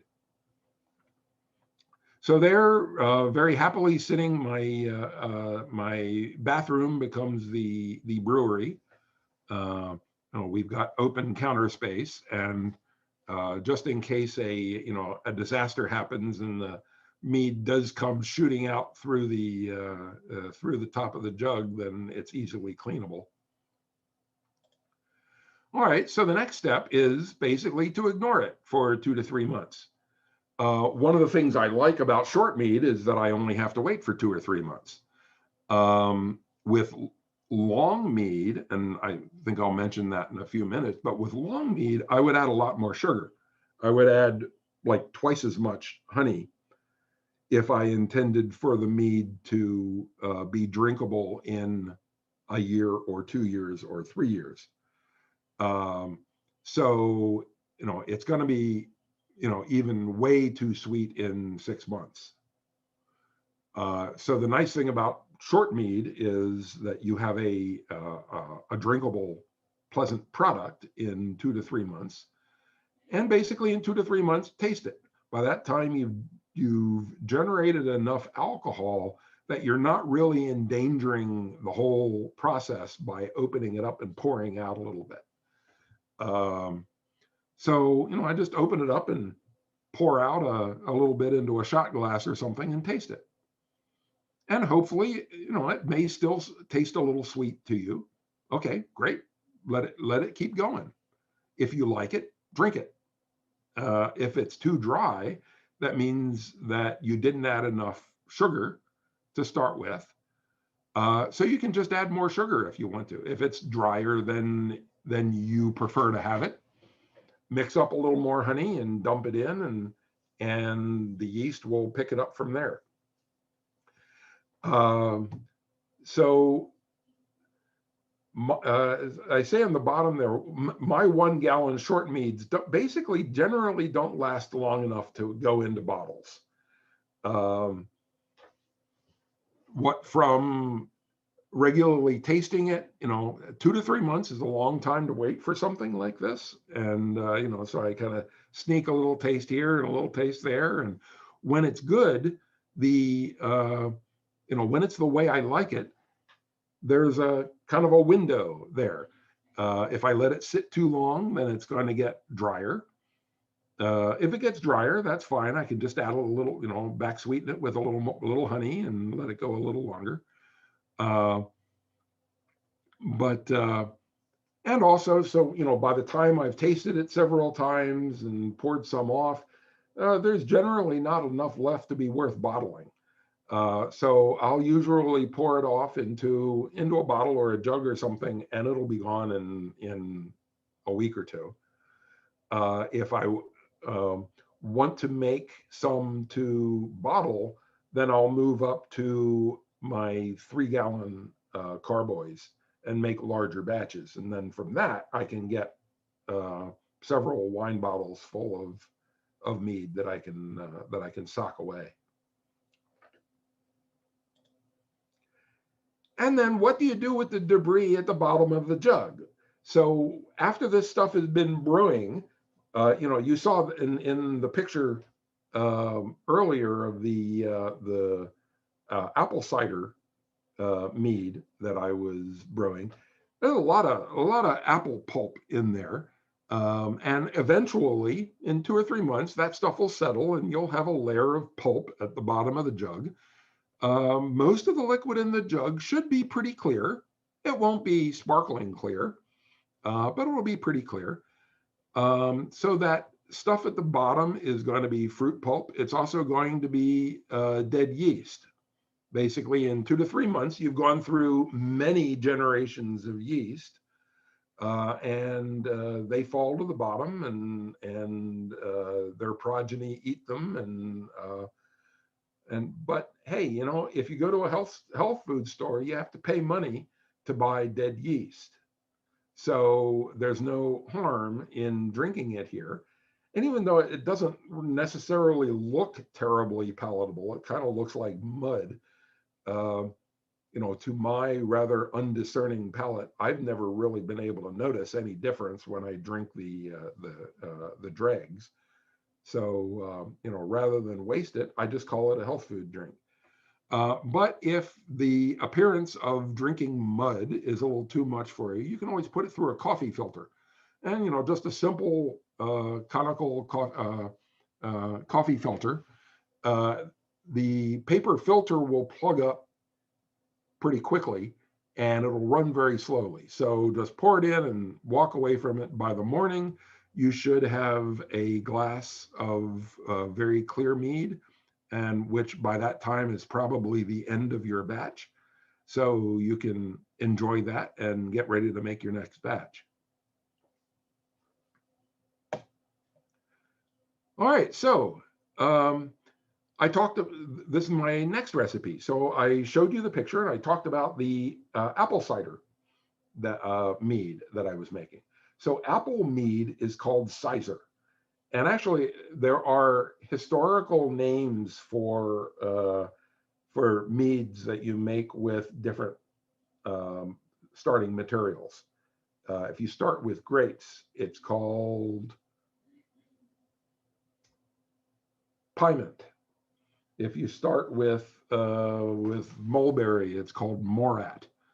If you start with apple, it's called cider. Well, so we've been talking about making mead in glass jugs. Well, if you go into a brew store, home brew supply store, and buy a glass jug, you'll probably pay $7 or $8 for it. If you go into Whole Foods and buy a gallon jug of organic apple cider, you'll probably pay $7 or $8 for it. So this is how I built up my my supply of glass jugs. You just basically buy a jug of raw apple cider. I found the best stuff is at health food stores, so you pay a little more for it, but you be sure it has no preservatives in it. If it has preservatives, then it's a non-starter. Nice thing about doing this is that even though it has no preservatives in it, if it's bottled, it practically certainly was pasteurized. So the jug and the apple cider are sterilized, even though there's no preservatives in it. So at that point, then, I wouldn't bother to boil the apple cider or to sterilize the jug. You're starting with a clean product. And then when you're all done, you have an empty glass jug for your next batch. So to do this, just basically get your gallon of raw cider, pour out 1 quart of it, and do something else with it. Into the jug, add 2 pounds of honey and your yeast, shake it to dissolve the honey, put in the airlock, and put it away for 2 to 3 months. Easy peasy, kind of the easiest way that I know of to get started. Minimizes the sterilization business, and at the end it gives you a glass jug. One thing that you might try, you're going to be pouring out a quart of cider. Since you've got that packet of yeast, dump a little bit of that yeast into the cider. Now, the raw cider does not have a lot of sugar in it, so it's not going to go very far. And it'll take about 3 days for you to get some really nice, fizzy, hard cider. If you wait for 4 or 5 days, then you've got something that's kind of closer to rocket fuel. There's just not a lot of sugar in there, so the fermentation can't go on very long before it becomes unpalatable. But on day 3, you'll have a really nice little product. Actually, I've made this for Thanksgiving dinner for years, and it's kind of foolproof and it works out very nicely. So that's a good beginner recipe, and again, it leaves you with an empty gallon jug. So for show mead, or some people call it sack mead, it's really, I use basically the same recipe. It's just, as I mentioned, you will want to add some kind of nutrient to it. With the fruit-based meads, you're giving all of this fruit juice or raw fruit or whatever. The yeast have plenty of nutrient from the fruit, so that's not an issue at that point. In this case, you can kind of starve your yeast if you don't give them some other nutrients. So again, you can buy the yeast nutrient or just give them a bunch of raisins. Do you sanitize the raisins? Generally I don't. When I was going through this process, it occurred to me that, gee, that's kind of a hole in the process. But I generally have not, and never had any problem. But it would be very easy just to take them and put them through the sanitizer, rinse them off or not before you dump them into the yeast or into the mixture. But yeah, I generally have not sanitized the raisins. But beyond that, it's the same process.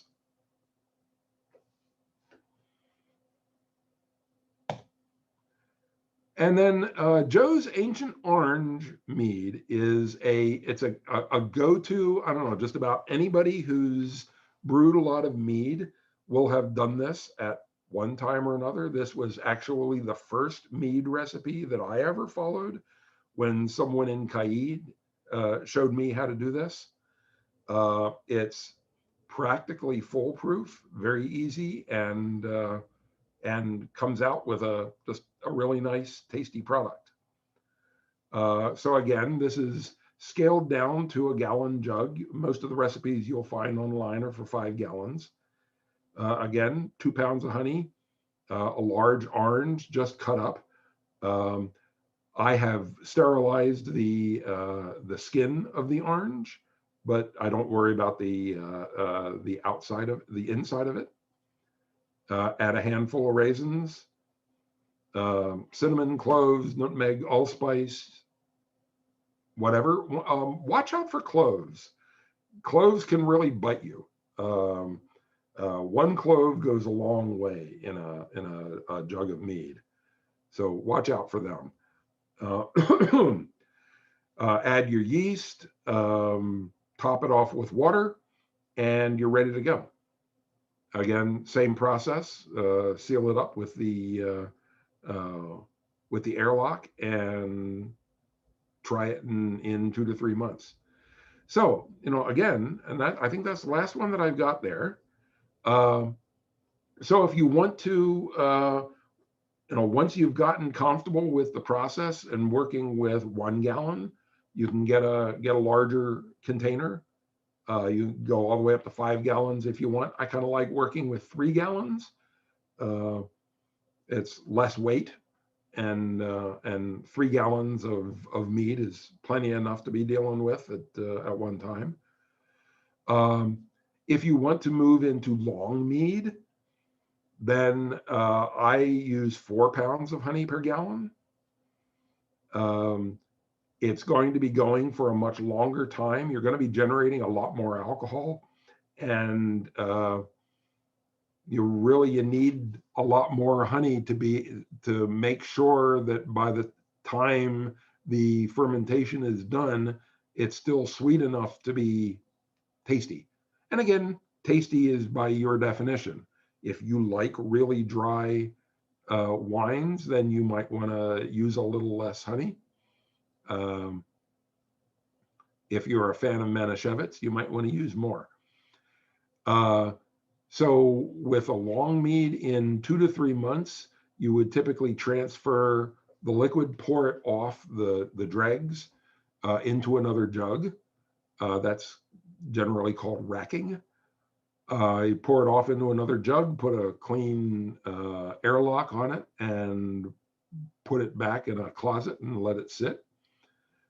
Sometime later, once you basically keep an eye on it, and when you really don't see any fermentation happening, you don't see any bubbles being generated, you can take the jug and swirl it, and you don't see a burst of bubbles coming out of it. It's probably still not done, but it's slowed down so much that it's should be safe to bottle it. So when you pour it off to bottle it, be very careful not to get any of the dregs into your bottles, because if the dregs will contain a lot more yeast than the liquid will. And if you bottle some of the dregs, those are the bottles that are more likely to explode, or at least be really surprising when you open them in 2 to 3 years. Also, one thing that I've learned is while you typically pour into wine bottle, 750 ml sized bottles, it's a good idea to also make some smaller bottles. Beer bottle sized or smaller, so that you can taste it along the way, so that you don't have to open one of your larger bottles and potentially contaminate it. Because gee, once you open it, you have to drink it, right? What a horrible thing. But if you have a number of smaller bottles, then you can try a few along the way and see how it's doing. And then basically put it away and keep your fingers crossed. Also, another recommendation that I have, particularly if you're using like cheap screw top wine bottles, which I don't necessarily recommend. Cheap screw top wine bottles are not designed to hold pressurized contents, so they're more likely to explode.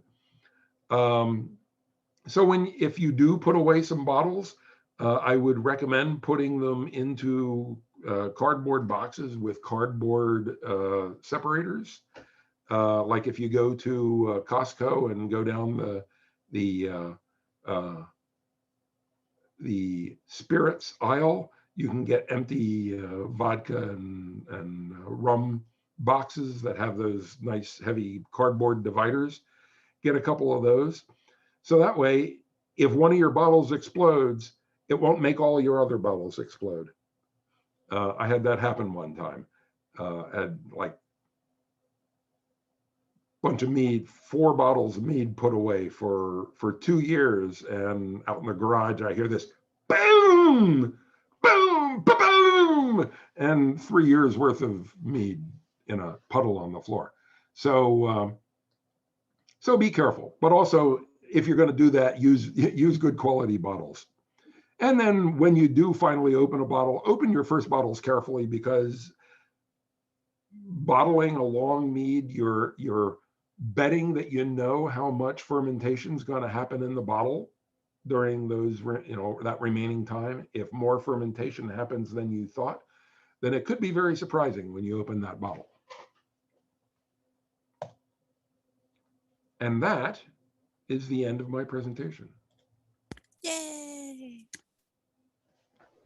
So as I said, I'll put a write-up on my discussion here on the Baronial website or Facebook site, and feel free to play with that and experiment. And if you have any questions, I certainly do not profess to be an expert at this. I've made enough that I'm pretty comfortable with a kind of a limited set of conditions. I haven't really gone beyond that much. But if I can add any advice, I would certainly be happy to talk to anybody that wants to talk. So any questions? Not a question at the moment, but a side note. Yeah. If you're not allergic to sulfites and you want to guarantee that your bottles will not explode on you, sulfites are your friend. Yes. And there's a product called Camden tablets. And actually, I mentioned these in the write-up. I kind of skipped over that on my notes here. Since I'm allergic to sulfite, I don't use them, so I can't really tell you how to use them. But it's would be really nice to, once you get a brew to a place where you want it, just put in a chemical and it freezes it there. And then you can bottle it safely and not have to worry about it. And that's great. It's just sulfites won't kill me. They just make me wish I was dead. Just a quick note, there have been a lot of little comments with some suggestions on resources, etc., in the chat zone. Look at those now, because once we close this, those are lost. Okay. Oh, wow. 60 chat messages. Okay. Yeah. And I am recording this. I admit to being a novice for techie things, but I have a techie guru here who helps me with a lot of things. And I'm hoping to be able to provide a link to this recording with your permission, Steve, in our Arts and Sciences on the Ontier site, Adiantum site. Let's see. So it actually is possible to save the chat. If you're looking at it, the bottom right 3 dots, if you click that, you can then hit save chat. I don't know how it works. I just know that that can be done. In the bottom right 3 chats. Well. And then I have a question as well. On the slides, the days or months to ferment were not on any of the recipes. Is that going to be in the handout? Oh, well, basically, I said this is designed to be ready to drink in 2 to 3 months. When I'm just doing a gallon batch, I usually don't bother to rack it in between. Just basically let it go for 2 or 3 months and then check it until it's ready to drink. So yeah, that's my timing. Your preferences rule, though. When I was drinking commercially available wine before I realized that it was making me sick, I preferred Rhine wines. I preferred kind of sweet, fruity wines. So that's kind of my my preference with mead as well. If you prefer drier wines, then let it go a little longer. And if you don't want to disturb the lees on the bottom, you can make a high-tech wine thief out of your turkey baster. Mm-hmm. You basically just sanitize your turkey baster, pop off your airlock, put your turkey baster down, pull up a sample, put it in a little sample jar, put your airlock back on, and taste your little sample. And like you said, if it's too sweet, let it go longer. If it's not sweet enough, back sweeten it. Yeah. And actually, back sweetening mead was very common in period.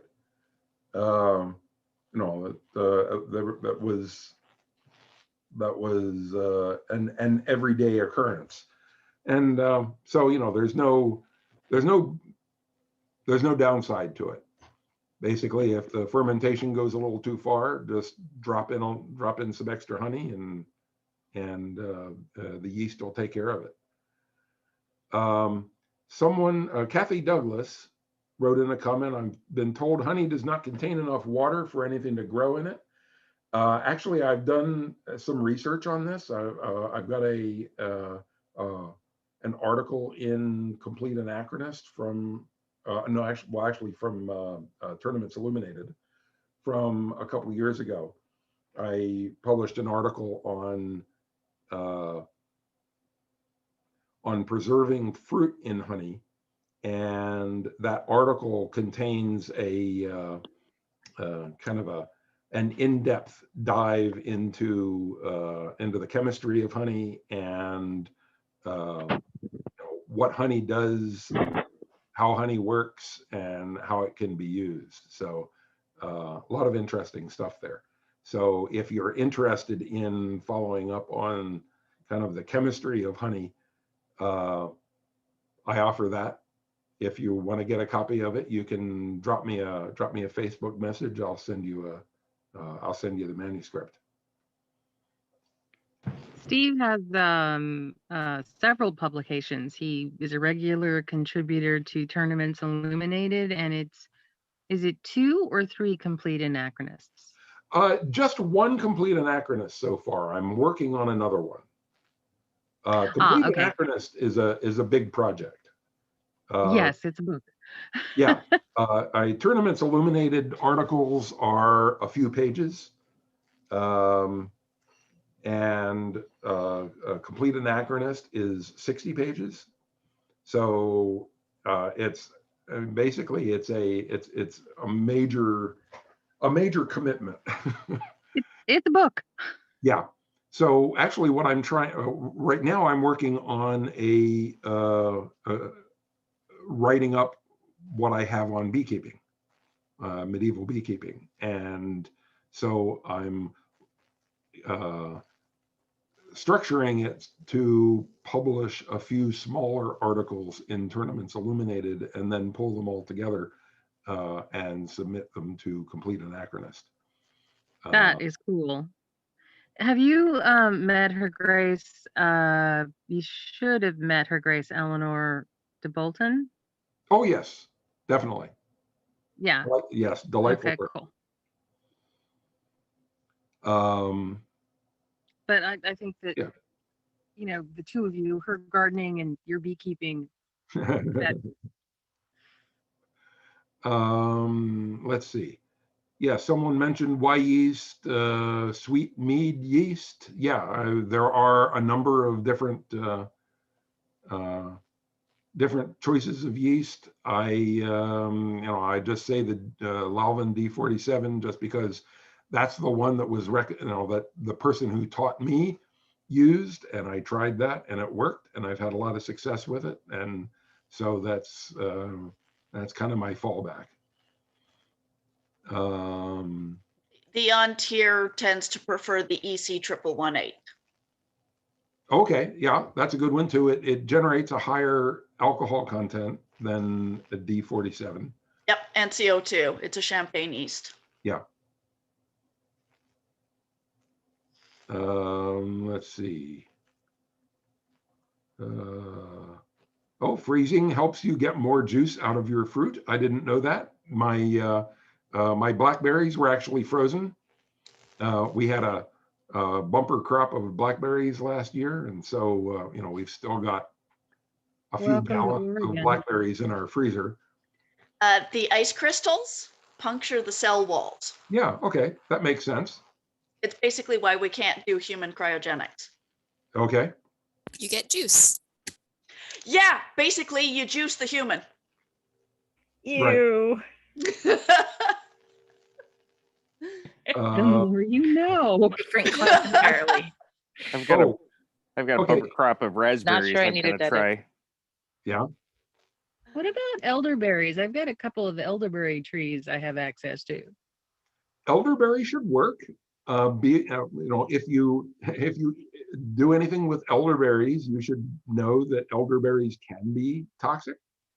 Yeah, you have to be really So careful about yeah, which. so do some reading up on that. But there are, you know, particularly if you've got a kind of a variety of elderberry that was raised for fruit production, it may have less of the offending substance in it than wild elderberries do. Honestly, for something like that, I would probably purchase instead of pick Mhm. from someone who knows what they're doing. Yeah, yeah. So be careful with elderberries, but yes, you can definitely use them. Our West Coast native red elderberries can in fact be toxic, but if you stick with the East Coast natives, Sambucus nigra, either the blue or black, they're not toxic, and you should, as long the berries themselves, so you should be fine with those. The reds, it's the seeds, the stems, and the leaves that have most of the toxicity. So a clear juice that's been boiled a little bit is supposed to be safe, but I've never been brave enough to try it. Yeah. I would Blackberries it recommend is. straining. Yeah, I would recommend straining the seeds out before the boiling, because the boiling process will extract some of the toxins from those seeds. Yeah. What's the weirdest thing that you've ever heard or tasted that somebody's flavored mead with? Well, probably the weirdest thing that I've used is kumquats. Just simply from the fact that most people don't have kumquats in large quantities. But when I was living in Kaid, we had a beautiful kumquat tree. One of the things that I really regretted moving out of that house was we had a fantastic kumquat tree and a fantastic lemon tree. And so, but you know, kumquats acted just like everything else. Well, kumquat's flavor profile is kind of close to the more common medieval flavor profile, the bitterness and the sharpness to it. So I've used kumquats as substitutes in some dishes because it tasted more like a medieval orange than a modern orange. Okay, that's good to know. I had a strawberry jalapeno mead once. That was weird. Oh, cool. Oh dear God. Were you in Texas? No. You know, I am a fan of hot peppers. So someone handed me a chili beer one time. I don't know, just having my gums bathed in capsaicin just was not a very pleasant experience. So yeah, so I just don't go there anymore. Yeah, I'm not a fan of. If you're going to use onions in your mead, caramelize them first, because they're too high in sulfur otherwise. Ah, Ooh, okay, good good to to know. know. Yeah. Yeah, I don't like peppers either, but one of the best things I have ever eaten was candied jalapeno. Yeah.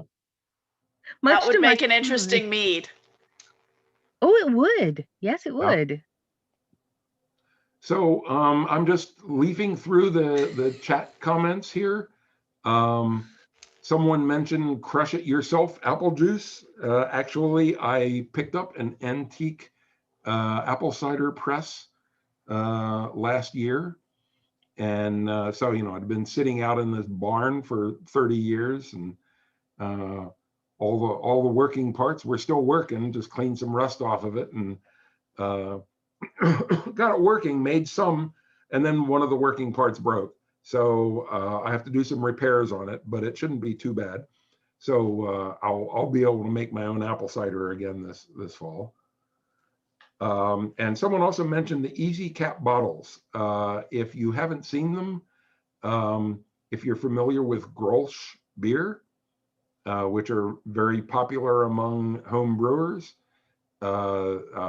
basically pretty much you buy Grolsch beer so that you drink the beer and then you have the bottle left over afterwards. So I've got a lot of those, and really that's what I use for bottles. Are those the ceramic caps with the sort of Yes. steel wire lockdown? Yeah, I have they have a ton. Yeah, they have a steel lockdown and a little washer on the ceramic cap. You Yeah, a can little buy- washer and then a little ceramic cap. I have a ton of those. We'll talk Yeah. later. I don't know about the US, but in Canada, you can get those at the liquor store. The craft breweries use them. Mhm.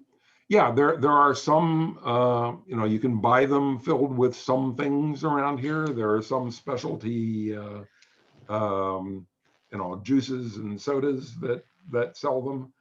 And also if you go to a thrift store like a Goodwill, you can usually buy several of them for a couple bucks a piece. And they're very nice. And if you go online, I know in eBay, you can get replacements for the little rubber stoppers. So if you get a really old one and the rubber stopper is all kind of dried and manky and such, it's easy enough to replace. So very highly recommended if you can get hold of them. They're very easy to use. They're also very easy if you're, you know, I mentioned when you bottle and put away a long mead, and you maybe not entirely sure how much fermentation has gone on in the intervening time, and you don't really know if it's going to explode in your face or not when you open it. With those easy cap bottles, you can kind of sneak it open. And if it goes, you close it real fast. And if it just goes, then you're good and you can go. And if it wants to explode on you, you can actually bleed it off. Just kind of open it up a little bit and kind of bleed off the pressure until it won't explode in your face. So they're really nice for that purpose too. We use a really cheap refractometer that we got from Amazon to measure bricks, which is roughly your percentage sugar, to calculate alcohol and sugar, residual sugar, because we didn't want to waste that 100 mils that like people brewing large batches do, because we're turkey baster people in the gallon bottles. Carlo Rossi for the win. That was our first 2 batches a couple of years ago. But you can, for about $15, you can calculate your initial sugar load and your residual sugar load at the end of fermentation. And you can know roughly predict if you're going to blow up. Predict if you're going to blow up or not. Yeah, I've gone that route. I've got a kind of a professional level refractometer. So I use that when I need to document when I'm going to enter enter a mead in a competition or something. But I generally don't use it for day-to-day stuff. I just I know what I like and I drink what I like, and I kind of know that it ends up about 9% alcohol, and that's good enough for me. Which is a great thing, having retired from a career in science, for me to be able to back off enough to say, okay, there's something there that I choose not to measure. Yeah, someone mentioned you can use potassium sorbate instead of sulfites. Yeah,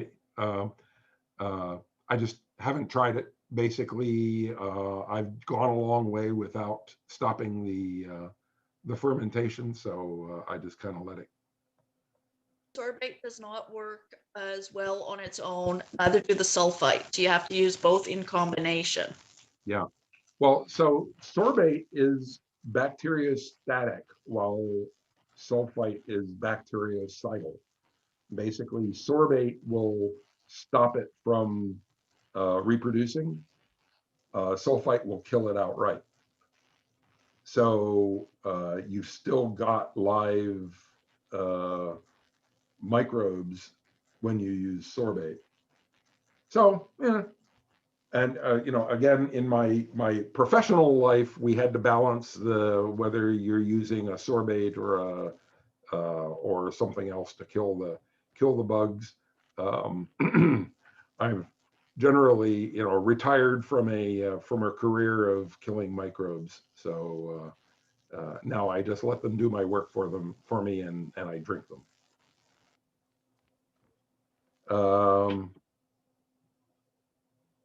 Local tool libraries where you can borrow or rent cider presses. No, I don't know of any such thing. I see it was Esther put that out there. When I get mine working, you are certainly welcome to come over and use it to your heart's content, as long as we don't break it again. Yeah, once I got my cider press, I started paying attention to where all of the unattended apple trees are around the county. And I mean, oh, there's an amazing quantity of apples that drop and fall to the ground and rot every year. So I've got a little list of where, you know, all of the yards where there are apple trees that don't get picked.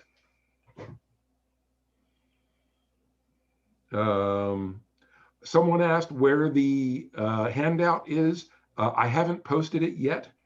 I wanted to see what kind of questions I get, and if I need to address any additional things in my handout, I'll do that. And then I will post it on the Adiantum Facebook site. And I can also post it on the Principality of the Summits site. I know, Bonnie, you advertised this this talk on, I think, on the Three Mountains Borneo site. I'm not a member of that group. I put it on 35 or 36 different group sites. Holy crap. You are famous. Cool. All right. So yeah, so anyway, you know, feel free to distribute it as widely as you want. You know, like I say, I've published. I'm kind of used to having my my name and my stuff out there, and I can take the slings and arrows from people who know more than I do. Okay, let's see. Oh, onions and mead boggles the mind. Yes.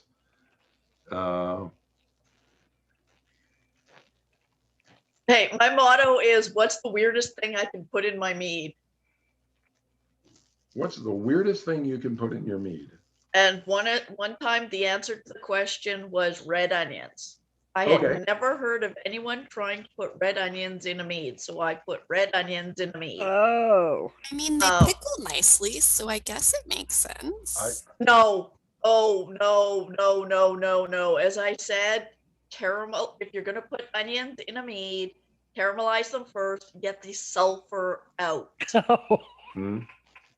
Okay. Out with the sulfur, just like out. Otherwise, you end up with, yeah, something that smells like the sulfur piles on the Fraser River, and it's not drinkable.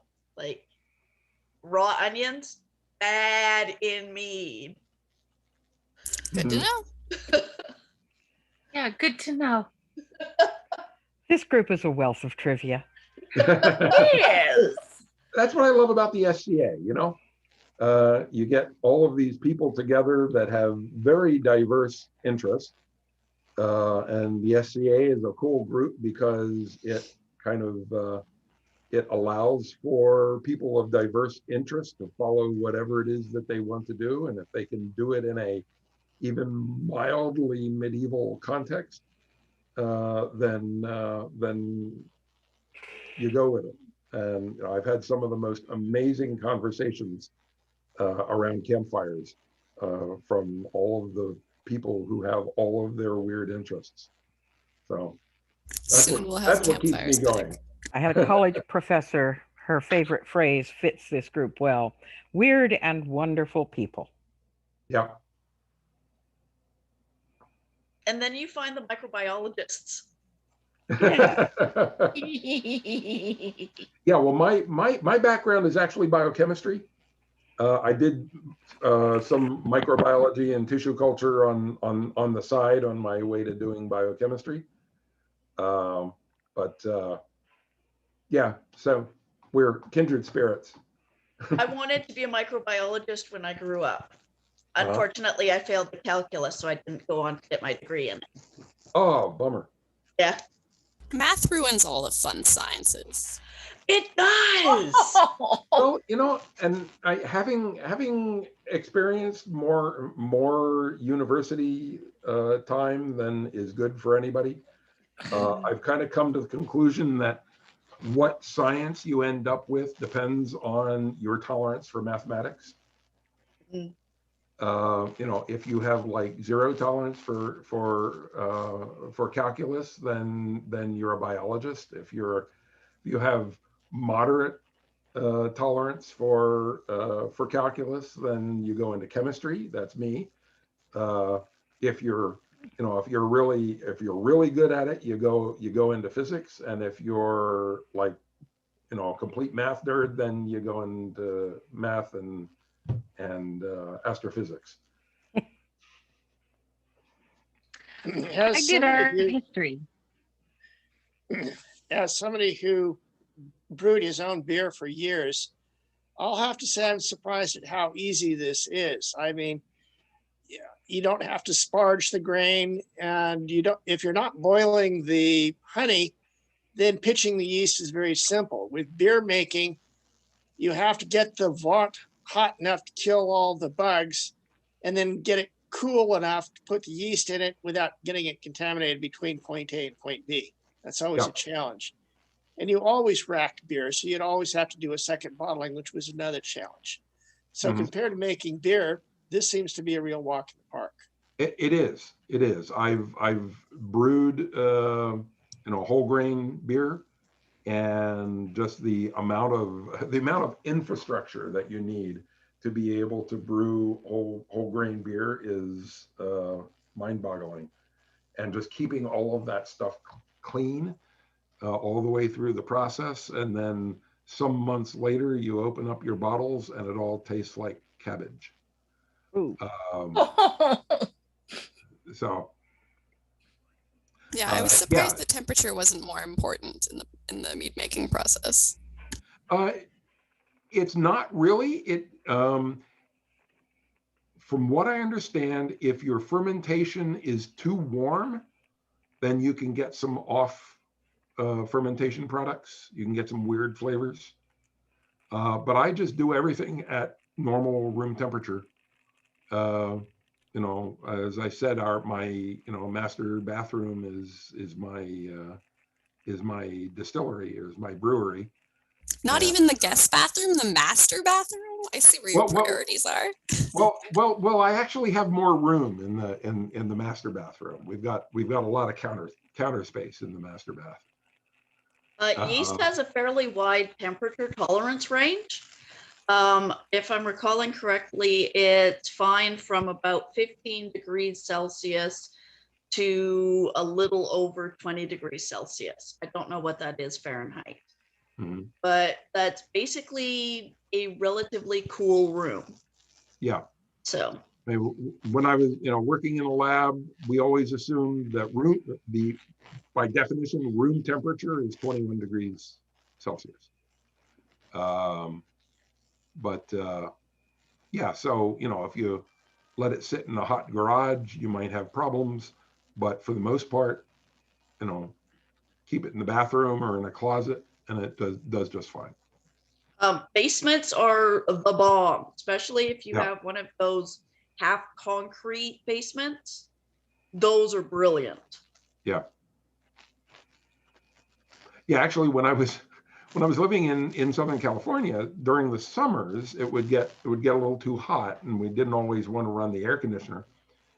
On our back porch, when we first moved into the house, the back porch, just a redwood deck, had a redwood hot tub, old defunct redwood hot tub built into it. So one of the first things that I did was rip out the redwood hot tub and replace the deck. But there was this pit underneath the deck where the hot tub was. So when I decked it over, I put a hatch, a door in the floor of the deck. And actually it ended up being a really nice little root cellar. That's amazing. And I did a lot of my fermentations just went into the pit back there. Also, it was great for threatening unruly children that came to visit.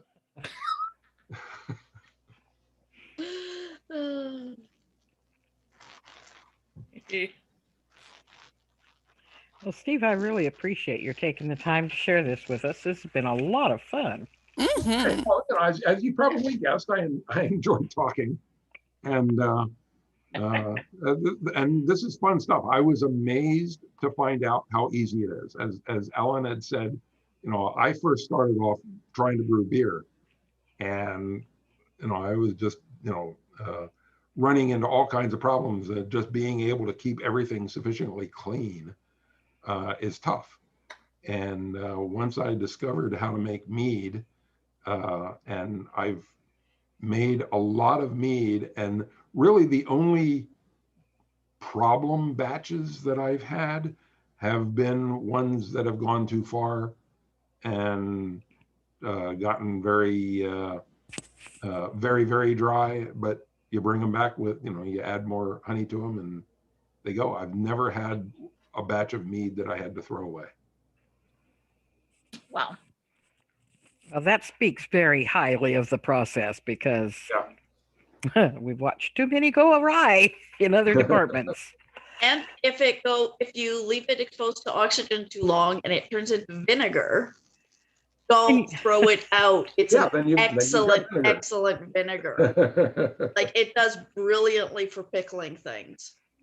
Vinegar is good for so many things. Not just pickles. Well, I've rather lost track of what our next event is going to be, so I apologize, but I'll be posting that soon. And hopefully we'll see a lot of you back then. I'm going Aren't to we post. doing the meetup with Klundara? Klundara has flexed a little bit. They've got other scheduling issues that came up, so we'll be talking about that. I don't know what date that's going to happen exactly. But Yes. see you at some Let's point. wait, because we meet on the 2nd and 4th Tuesdays. Period. That's our Right. schedule, and y'all meet every other week. And since we're coming up in June on another 5 Tuesday month, we are out of sync. Out of sync again. So we're going to have to come up with something. We may have a special get together outside of our regular scheduling. Yeah. So we will be meeting and sharing a night with with these wonderful people from San Francisco.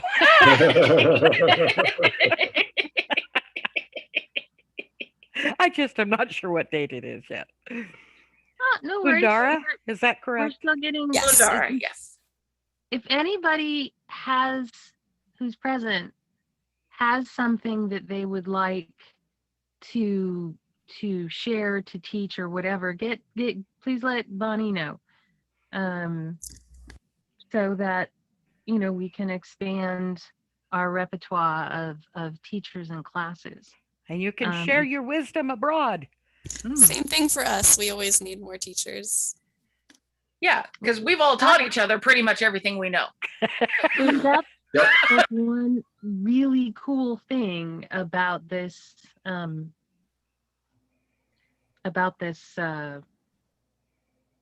this interface we've been forced into. For instance, July 6th, we're going to have good wife Michelle Almond de Champagne, Order of the Laurel, Order of the Pelican. I believe she's from Atlantia, and she's going to do a course on salt. Nice. Oh, neat. Yeah. And then on the 20th of July, our own Alan Boyer is going to do the Flemish bowstring, how to Mhm. make one. Cool. And so we're chugging, just Lots more coming up. right. But if anybody has something they'd like to do, please let Bonnie know. Yes, yes. Yes. And for tonight's fun stuff, we are going, as I said, I've recorded this, and while we've been chatting, I have discovered how to save that chat. Thank you. Was that ATN that offered that? Don't remember who offered that suggestion, but I have discovered how to save the chat. So I will be putting a link to both of those under this event on the Adiantum page. So if you found this link for tonight, all you have to do is go back to that event notice and go into the comments, and that's where you should find the chat as well as the video. Thank you very much. I'll see if I can post the handout in that same location.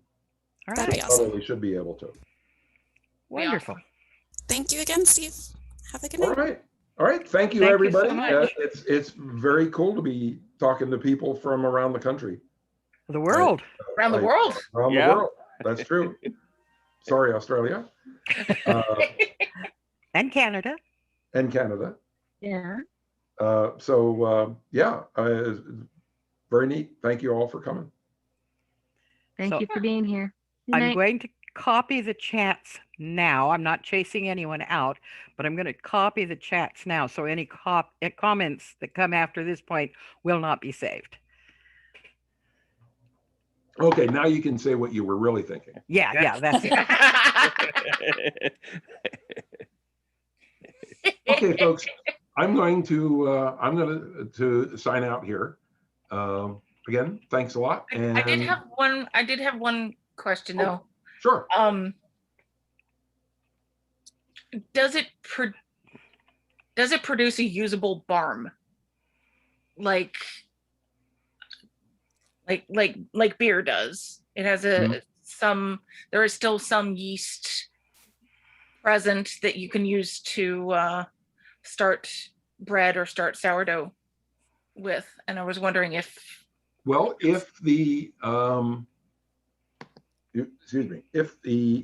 if you're doing a short mead and it hasn't gone to completion, then certainly you've got live yeast in the dregs there. I don't know about long mead. By the time you've gone all the way out to the end of the fermentation, I don't know what percentage of the yeast are actually dead. Right. Most of them certainly. If they're all dead or not, it might not be that useful. But certainly a short mead, you're stopping it in the middle of the process. So there's still a lot of live yeast in there. okay. Because that would be fun to experiment with too. Yep. The long mead probably is a lot more like kind of a traditional wine. Yeah. Longer Right. fermenting process. Yes. And I wouldn't expect much Right. much of that sort of use from winemaking. So yeah, that makes sense. Thank you. Okay. So have fun and experiment. Yes, thanks. All right. Bye-bye. Bye. Thank you so much, Good Steve. night. Thank you.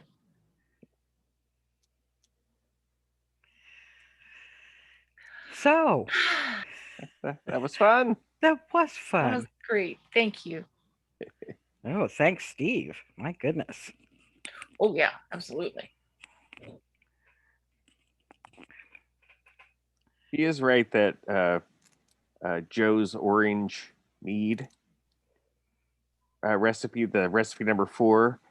So I have made mead about 15 years, 20 years ago, maybe. That was the recipe. I recognize it. How did it turn out? It was pretty good.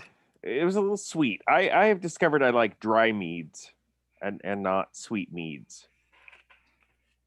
You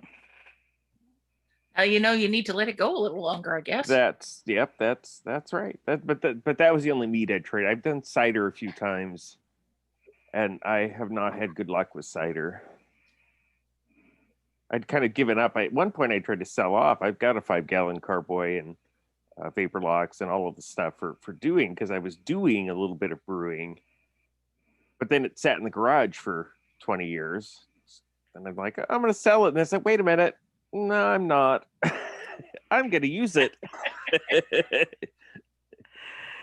Well, as far as making cider, that part's easy. The actual crushing the fresh cider, and making it into hard cider just kind of seems to happen. Right. Yeah, you just leave it a be. Right. But when you intentionally make hard cider, the line between cider and vinegar is really thin. I've made some really great vinegars. Well, there's nothing wrong with apple cider vinegar, Well, right? no, I've used it. It's great, but I know people who drink it. Yeah. It's not what I wanted. Not the taste you were going for. Right. But it's dry. Oh. Yeah. Oh, goodness. Sorry.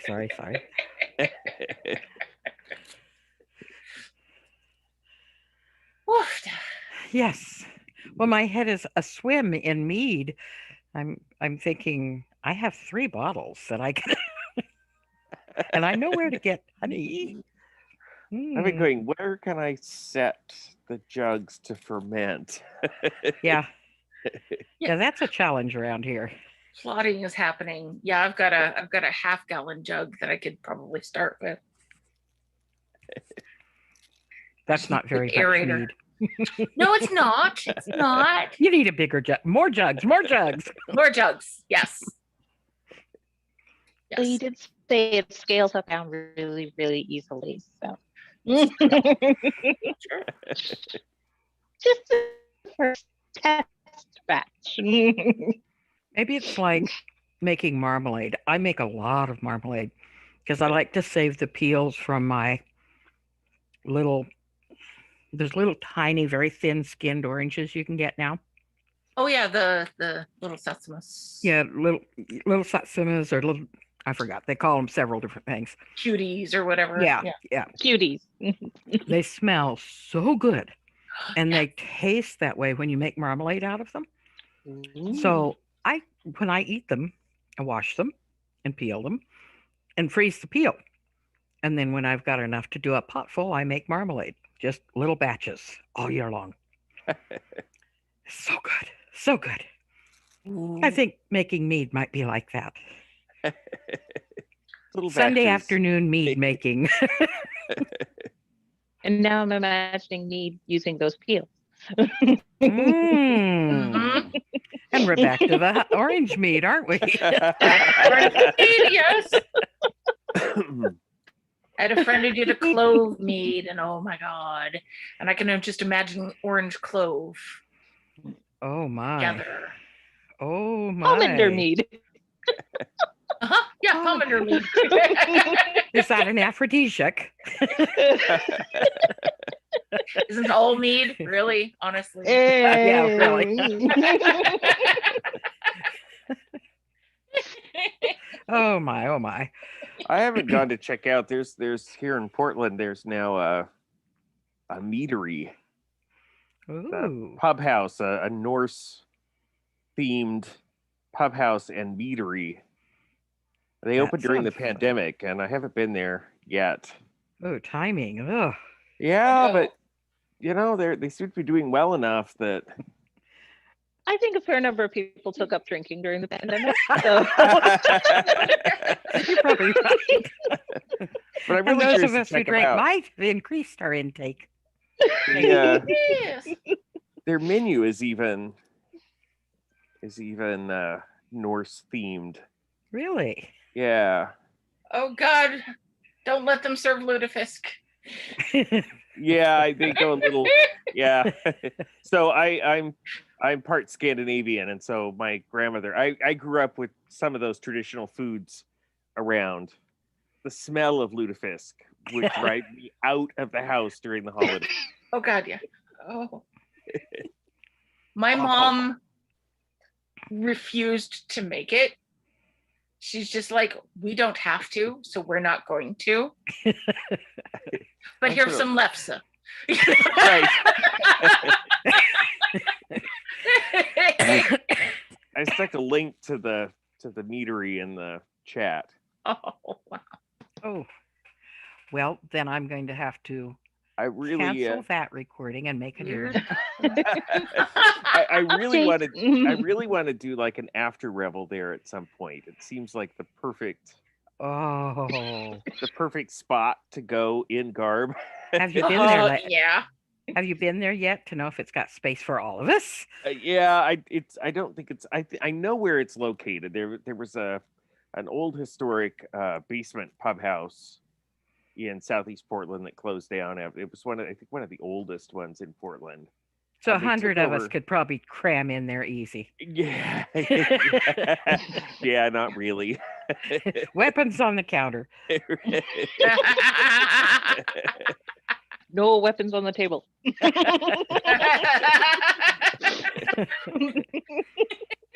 Bows and arrows off the table. But I definitely want to go check it out. I got my shot number 2 yesterday, so Yay. it's like, oh, I got 2 weeks. 2 weeks I go, get comfortable going and checking something out in person. Yep. Oh, my chorus had our first in-person rehearsal. Oh, nice. This past Saturday.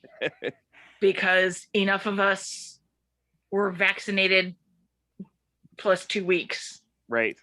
To show up. We're just like people. Harmonics, sound from the crowd.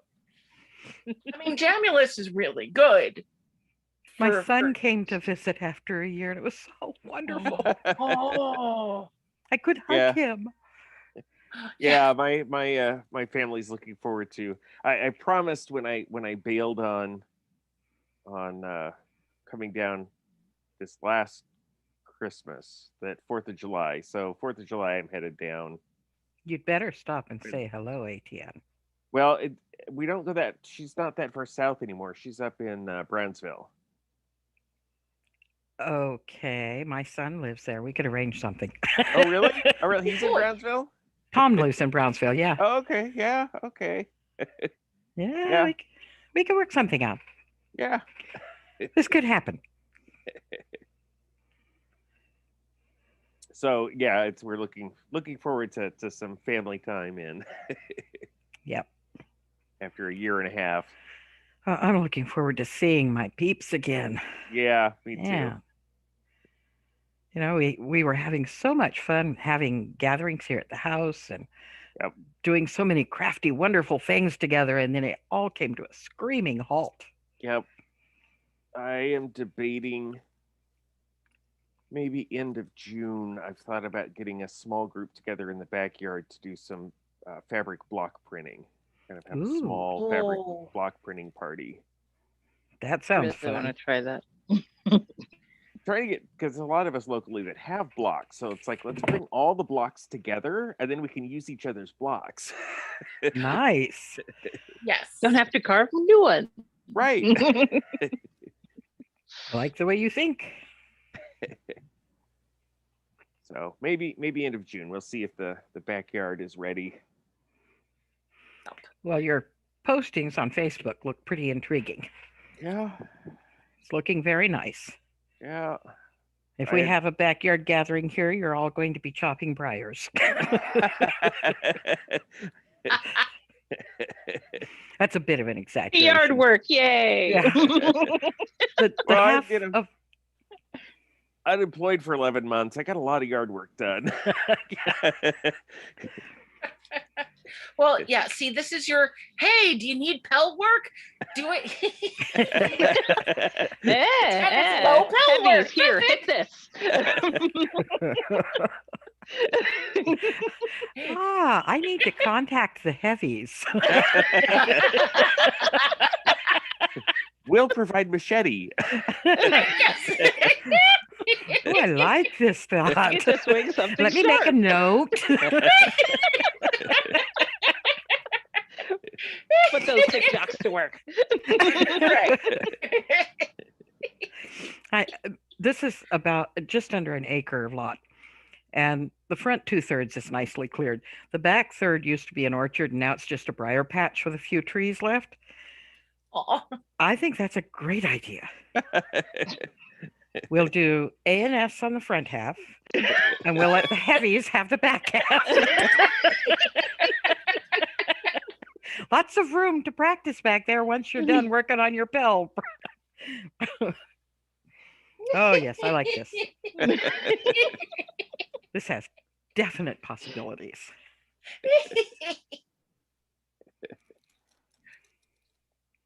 You think I'm joking? I'm making notes. Yeah.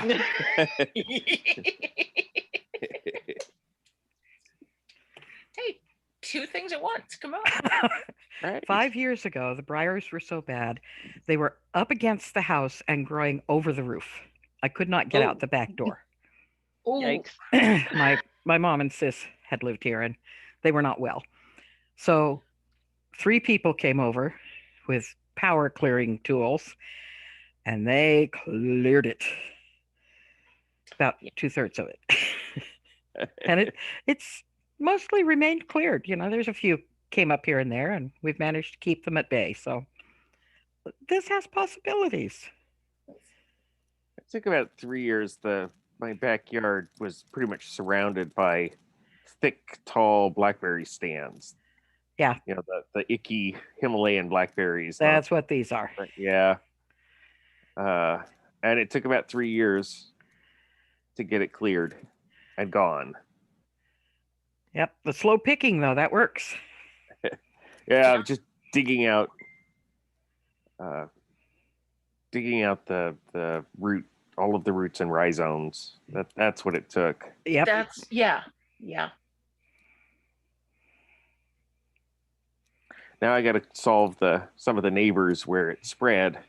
If it figured out yet how to politely ask the couple next door if we can go back and clear the blackberries on their side of the fence. Yeah, I have a neighbor asking me to do mine. Any chance we could work along the fence line there? Yep. Okay.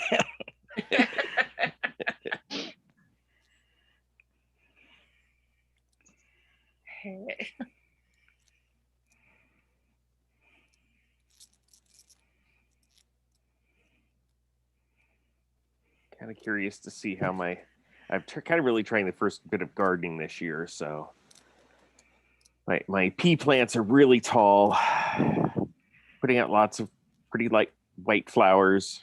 Ooh, waiting for them to, turn into pods and turn into peas. I tried planting some last year along the north side of our house. I thought there's a nice little raised bed along the side of the house. And I thought, well, that'd be nice. It's kind of shady there, and they'd probably grow all summer long. They wouldn't get cooked. Yeah, that didn't work. Oh. All of the local creatures came and got them. So it sort of worked. Yeah, You just didn't get any. Worked. Yeah, we Right. didn't get Yeah. but a couple of handful of them. Yeah, got- that's what happened. Yeah. I've got security cameras on the outside of the house a couple of places, and I've really enjoyed seeing the local nightlife. We've had, I knew there were possums and raccoons. We have Oh, some yeah. really cute, fat, roly-poly raccoons here. The other night, I saw the most adorable little red fox Yeah. checking out my front porch. Yeah, Did you I'm label curious, it so I can find it again? curious to see what creatures go after my peas. Yeah, around here, thank you, Kat. Around here, it's the squirrels. They like to munch on things and they like to dig things up. Yep. And then what they don't get, the snails and slugs like to go after. But those are now under pretty good control level with the raccoons and possums. So I like our little ecosystem. Well, these peas supposedly they're a soup pea, so they're a dry pea. So I'm supposed to let it basically kind of die on the vine and then harvest by thrashing, basically. So, great. How dense medieval- is your planting? I planted them in a circle around a large tomato cage turned upside down. That sounds pretty good. So it's kind of dense. Got a couple of them. And then I'm also doing some old world garbanzo beans, which are the same way. You're supposed to let them die and then thresh out the beans. Now, garbanzos would be fun to grow. I haven't done that yet. This is the first time I've ever done garbanzo, so it's entirely new.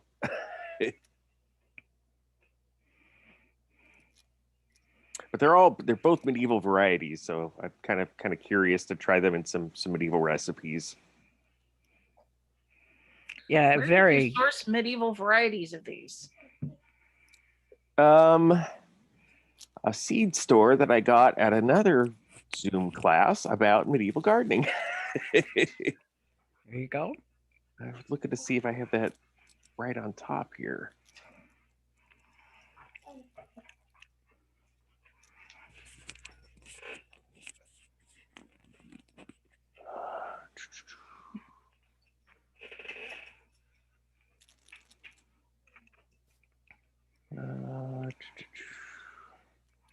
We've got some really nice organic gardeners around the area. Like there's a place out east of town called Organic Redneck. It's a beautiful big, beautiful big commercial grower. And I'm a member of the Gleaners here. And so when we go to glean, sometimes we're allowed to pull them up because they want the field emptied. So, you get a whole plant and you can just take it home and replant it. And that's kind of nice. I don't know where my link to the seed place went, but it is a place that the one I ordered from is actually located somewhere up in Washington State. Bit of a go from here. Wouldn't It be was too all bad mail for order. you. They just mailed it to me. Oh. I just ordered seeds. They weren't ridiculously expensive either. Well, that's nice. That's nice, yeah. Far too often. Really curious about the peas because my understanding is that the modern pea that we eat is very sweet. Yeah. I mean, it's been bred to be sweet compared to the old pea and the soup peas. They're really almost more of a bean than they are a pea. Much closer to the original, huh? Yeah, so I'm really They're all curious. legumes, so yeah. I'm really curious to see how things taste using the soup peas.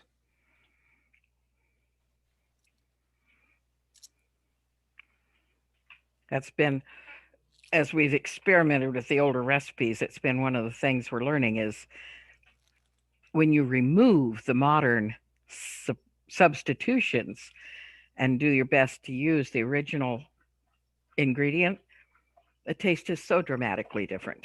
Right. Right. And not in a bad way, just different. Well, that's even true in shorter generations. I mean, sure. I think of I had a good friend actually down when I was active in the Eugene area, Sister Madeline. She's passed away since, but she was talking about how as a little girl, they always, good Southern family always had their salt cured ham. Well, she got some salt cured ham and fixed it and invited me over to eat it. Your traditional salt dried. It's literally a dried cure. Yeah. Almost like a dried pastrami or something. Kind of, although you rehydrate it and then bake it and serve it like ham. Right. You do I like couldn't eat it. The salt burned my mouth. It was so salty.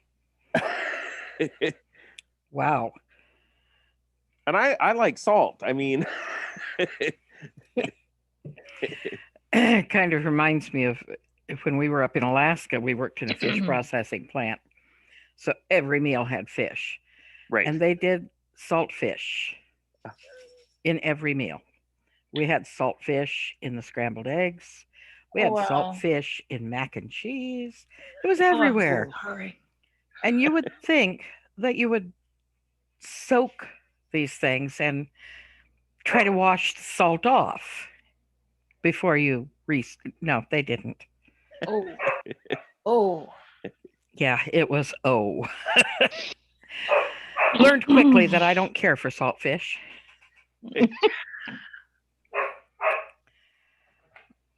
Well, I mean, saltfish wouldn't be so bad if it were like in teeny enough quantities that it's like the salt source. Yep. Right. But no. I'm going to have to excuse myself a minute. I have a dog calling for an urgent door need. I'll be back. Oh, yes.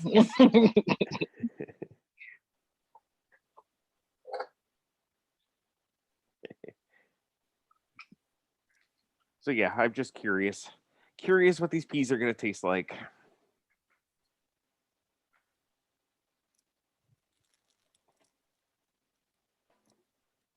Yeah, I got seeds this year from the MI gardener, Michigan guy who likes to do as heirloom as he can. Right. Because one of his fun things to do is try to find antique seeds. Right. And see if he can germinate them. Right. I want to track down. I've got a space that I want to put an apple tree, but I want to find an apple tree that is as close to a period apple as I can get. Yeah.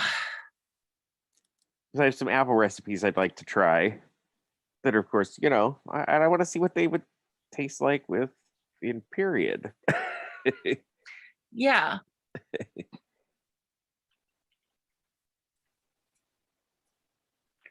Yeah, I had an apple once and I tried to save the seeds, but it didn't work.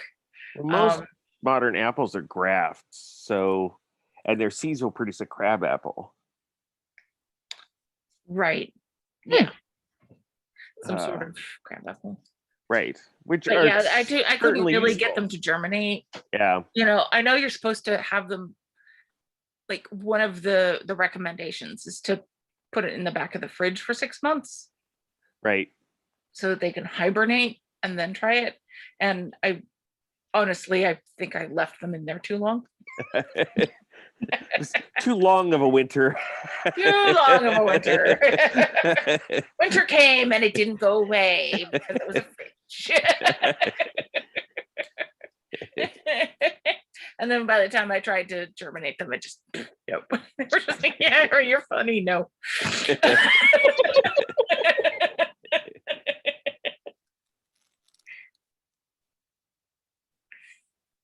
Yeah, I've seen a lot of great recipes for crabapple stuff too, though, that I'd never thought to try anything with a crabapple. So a lot of people that have apple trees will plant a crabapple for pollination purposes. Huh. So like if you have a small yard, so apples like to have lots of different pollens for cross-pollination. So you'll have a couple different species, in the same yard. But if you don't have lots of apple trees in the neighborhood, you can plant a crabapple tree for the pollen to help your other trees, pollinate. Okay then. Wow. When I checked here, the backyard where I'm at now backs up to 2 other backyards. And I think the neighbor on one side has 3 apple trees and a crabapple, so 4 in their backyard. And the other neighbor has 2. So I can put 1 apple tree and it'd be just fine. It should be fine, yeah. We get some blueberry boost, because blueberries are the same way. They like multiple plants to cross pollinate, and I added 2 this year, and the neighbors right behind me said, oh, they're one of their bushes that never gets berries has berries this year. So Well then. It had happy new friends. it did just on the other side of a chain link fence from it. Oh, that's nothing. That's nothing. Yeah. So, and I need to check. I believe I saw a beehive up three houses down. I think one of our neighbors is beekeeping now. So I need to check. Or for you. Yeah, I need to check with them for honey. Uh-huh. Well, just to have their bees pollinating you. Oh yeah, no, the bees are great. And I've seen them out there. It's my little planter with strawberries in it. I was noticing that the bees were very busy on it the other day. Nice. Nice. It's like, you go, do what you want. Do you need anything? I saw a meme actually, as a kid, with bees, you're like, oh no, a bee, run. Now you're like, oh, can I get you anything? Yes. You want to borrow the car? Let me make you a little tray of water with the most beautiful crystal beads to sit on. Right.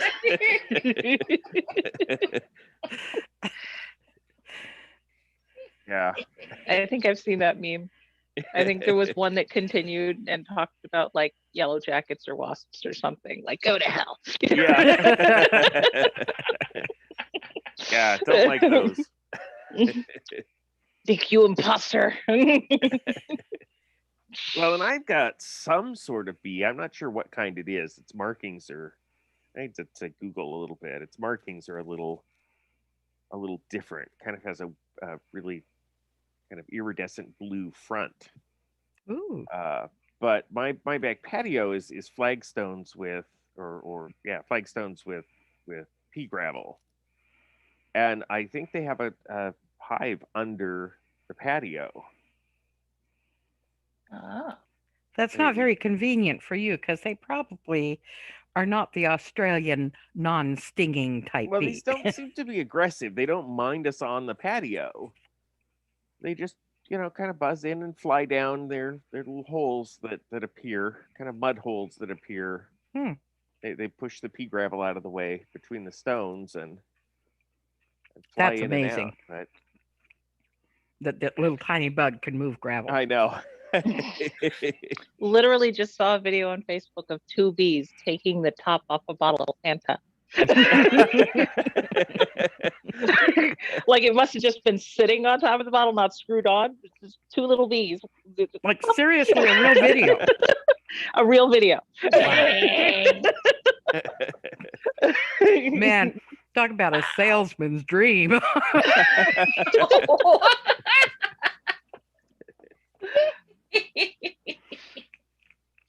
Like, okay, we knew they were smart, but wow.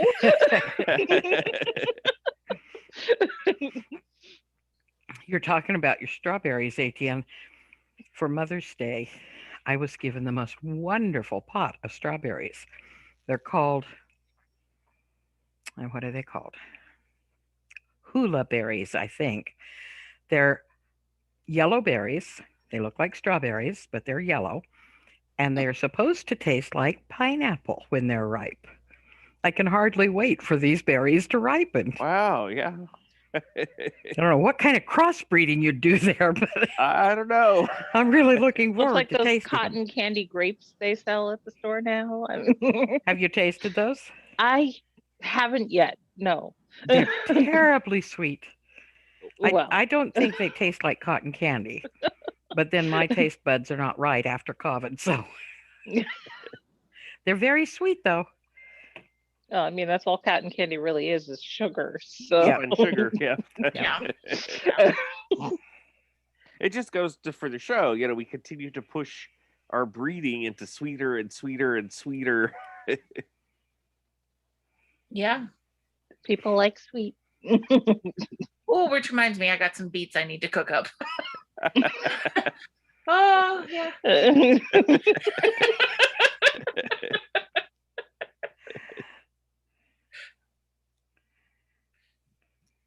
did I put them in? Oh, God. Okay, I'm not here. Well, 9:30, huh? That late. Wow. Time flew.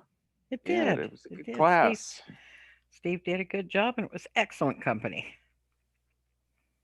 Agreed. And thank you again for letting us sort of invade. I mean, come visit. You were specifically invited. It's true. Thank you. I just think it's a blast being able to meet all of you. I love this. Now I Me want too. big events where we can all have lots of money so we can travel and see each other in real. Yes. The travel is the tough part. Yeah, see, traditionally Ontario West War is kind of the meeting of North and South. Of North and South. I keep hearing so many good things about that. It's like, next year, I guess. They're not having it this year, so. I love that event. I love the early morning when the mist is rolling in from the ocean over that little butte. Right. And it rolls down into the vale there. And all you can see is the tops of the tents and a few sleepy people wandering around with their cloaks wrapped tightly around them. It's beautiful. Oh, Occasional sounds sheep amazing. bleating far off. I love it. that site is really, Sheep farm. I mean, Does it have an emu? I had been in, We have a site, yeah, that's a sheep farm, but they have emus as They well. they have guard emus.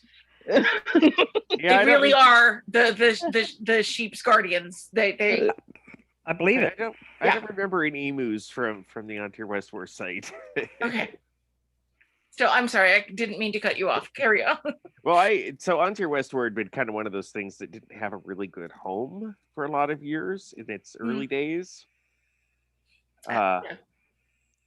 Finding good sites is tough. I would still go frequently, but often hated the sites. And when I came back, I took 10 or 15 years off, somewhere in there, 10 years, 12 years.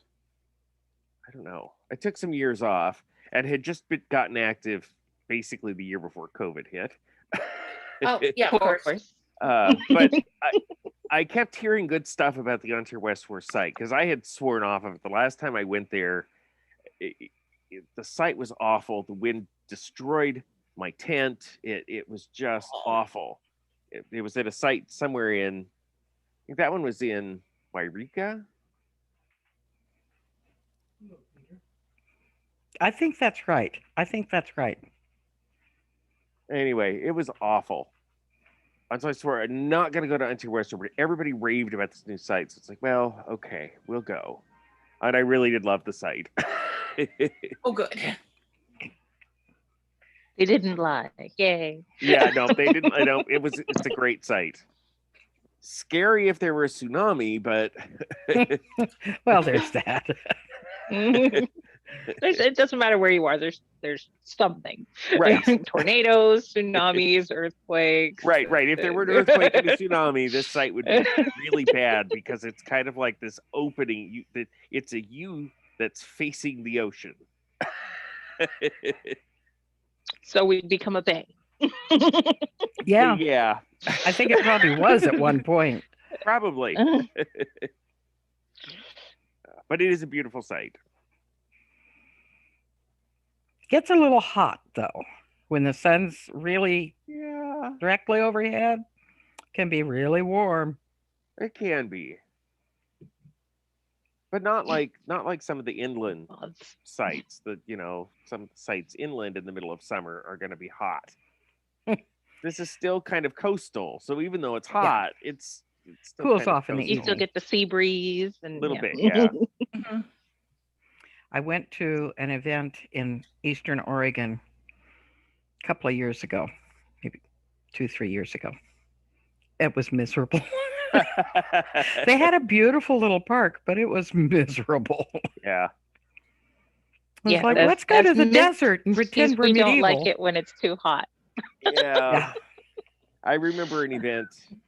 Yeah, it might have been either early or late summer in Klamath Falls, where it was triple digits during the day, but you'd have to break the ice on the water to make your morning coffee. Ooh. Desert, huh? That's quite a swing. Yeah. It's a high elevation there. Cave Falls is up a bit. Yeah. Yeah, when you go to an event late summer, early fall, it's really a toss-up. And it can go either way. Yep. Yeah. And in Windmaster's Hill, where I used to play, we have an event called the Emir in February. Oh, and it's a sleepover, and outside. Yeah. Oh no, you've got okay. When I went, we had a campsite with cabins. Open sided.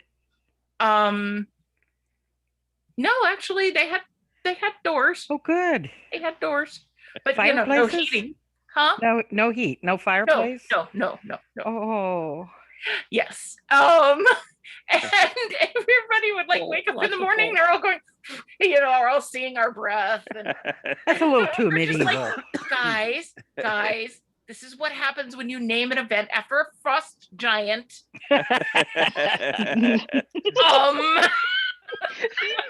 Did you expect? Toyota. Oh, that's funny. I mean, I know it's North Carolina, and I know we don't usually get that cold, but seriously, dudes. You true named the freaking event, and yes. Oh, I miss it though. It was fun. You got to wear all of your layers, which is not common in North Carolina. So it was kind of fun in that way, but yeah. Early morning on Merchants Row, coffee was very gratefully bestseller. Yes. Yeah. The line stretches all the way down Merchants Row, right?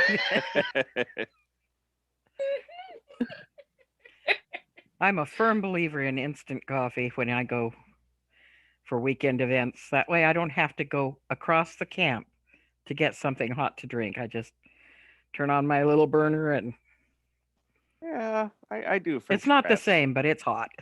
I do a French press. I found a stainless steel French press, and so that's my camp coffee. Okay. It's kind of a big one. It does two mugs at a time. So I'm camping near you next time.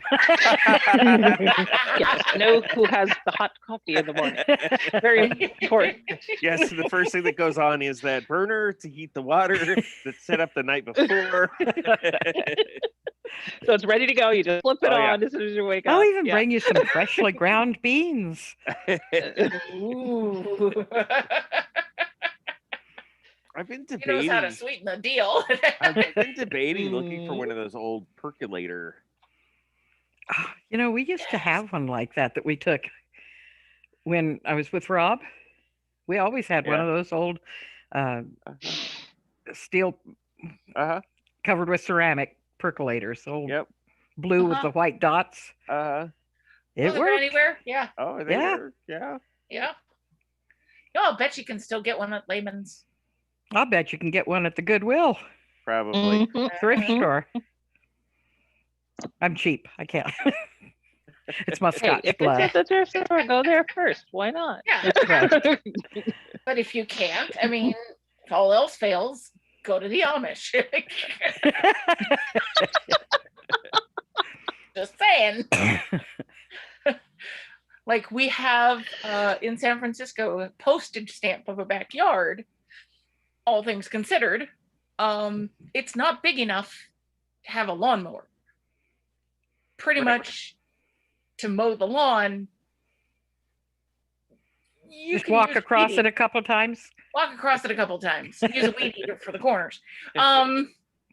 But the missus wanted to have a scythe so that she wouldn't always have to run the electricity when she was doing it. She wouldn't always have to worry about, is it dry enough, because we do get fog at night. And so she's like, I need a scythe. And nobody had it. Nobody in the surrounding farm areas, nothing. It's not a real common tool anymore. Not a real common tool anymore. So she had to, she was like, that hardware store that I grew up with in Ohio, I'm going to see if they have it. And so she found their website, and sure enough, Layman's, which scythe do you want? You want this one? You want this one? You want this one? Wow. It's just like, yes. It is kind of fun outside of Albany. So Albany has the Mennonites, large Mennonite settlements outside of Albany, but they have some kind of general stores that are very fascinating to visit, because it kind of crosses that, right? Not quite Amish, but many of the same. Definitely geared, oriented to serve their requested items, huh? Right. Yes. Right. It's kind of fascinating to visit their little stores sometimes. I think that's part of why the greenhouses in that area are so much nicer than what you can find down here in Eugene. Yeah, could be. Their selection is just that, much nicer. Yeah, a lot of that farm land out there is Amish. Yep. Or Amish farms. Or Mennonite farms, I mean. Yeah. Yeah. Yeah.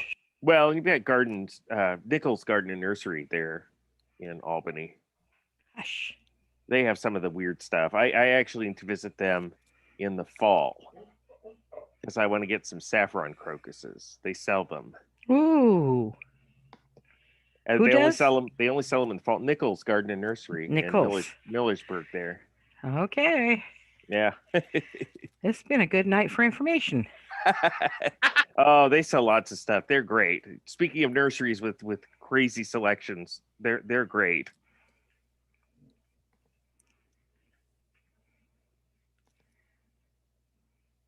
They're on that little side road off of 99, aren't they?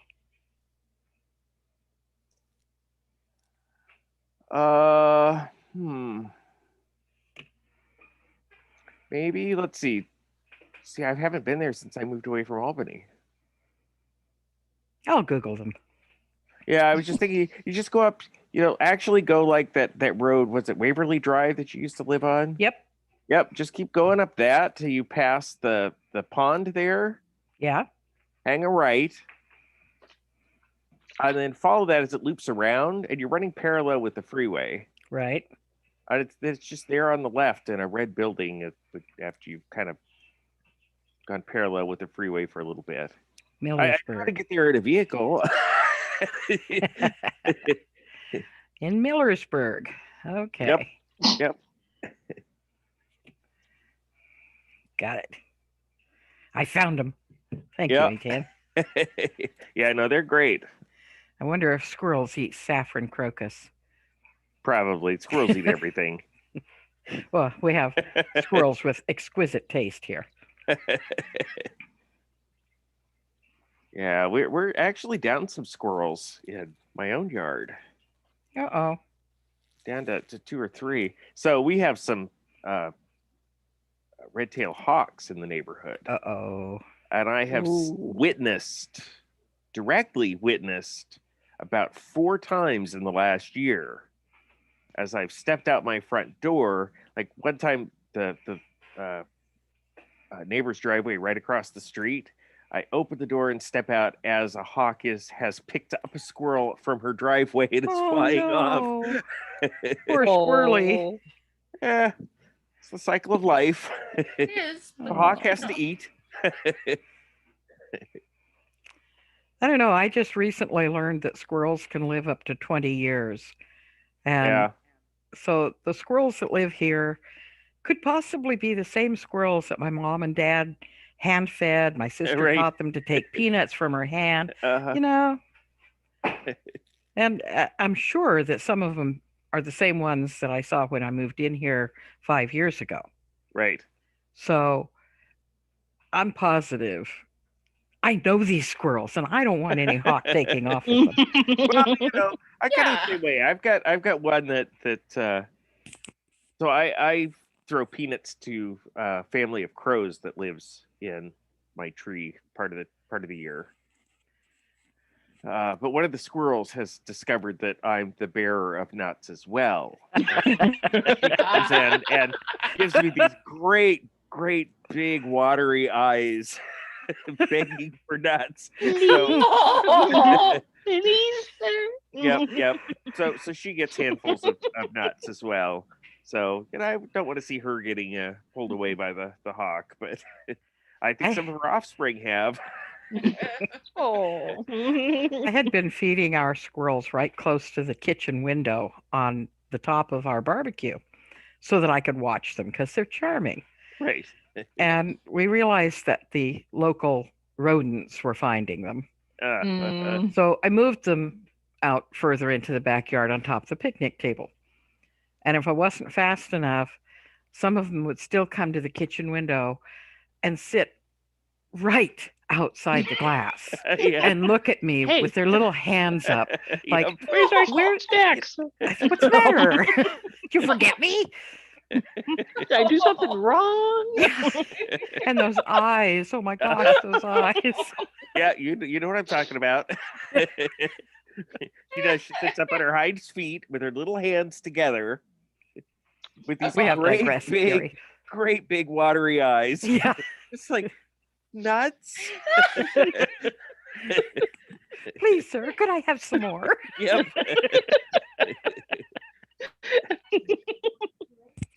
Exactly. Mead for squirrels, yes. My brother doesn't get to hear your side because I'm wearing the headphones. So right. He walked down the hall and I had to fill him in. I have named my squirrels. I have not. That's getting too attached. I have red-tailed hawks. They're likely to eat the squirrels, and coyotes that might eat the squirrels. I would name those too, but it wouldn't be nice.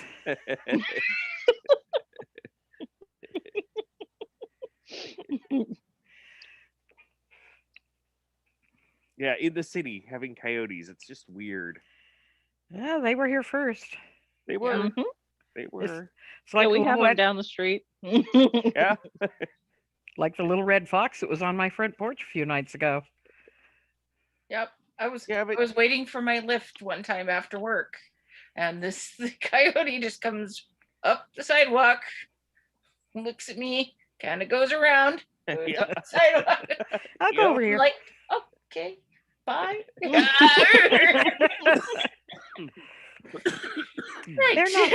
They're not wanting to mess with you. They want your cat food, dog food, small cats and rodents. Right. Right, exactly. They can have the rodents. Yeah. We have a lot of rabbits this year. Didn't you just post a couple? Was it you that posted pictures of neighborhood rabbits? I don't think I have. I haven't, Might I have been haven't someone captured any pictures of them. These are very wild rabbits. I like bunnies, but I wouldn't want them in my garden. Yeah, that's my concern about the peas. Yeah. Yeah. My daughter lived in Eastern Oregon for a while over near Bend, and they were always trying to plant something that would be deer proof. Right. Yeah. So they were told daffodils. Deer won't eat the daffodils. Yeah. Well, first of all, that's a lie. And secondly, rabbits had no compunctions against eating daffodils. Right. Well, I think I planted 3 dahlias and only one of them's coming up. I think the rabbits are eating the tops of the other 2. Oh. These little fibrous twigs sticking up out of the ground where they Oh, yeah. If they need a little protection while they get big enough, you can always put a plastic milk jug over them with the bottom cut out, so it just sits over the top with the lid off, so it's got air ventilation.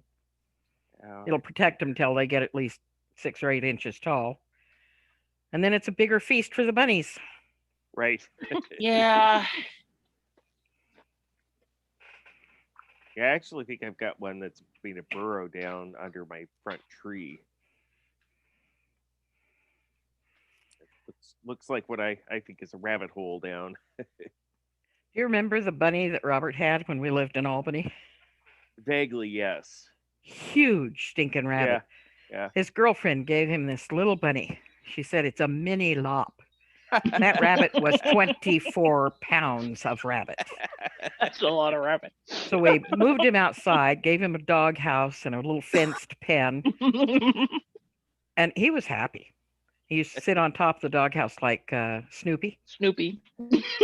Checked on him one day. We thought, oh gosh, something got the rabbit. He's gone. Maybe he jumped over his fence. Later that day, he was back. It was very bizarre, and this went on for a while.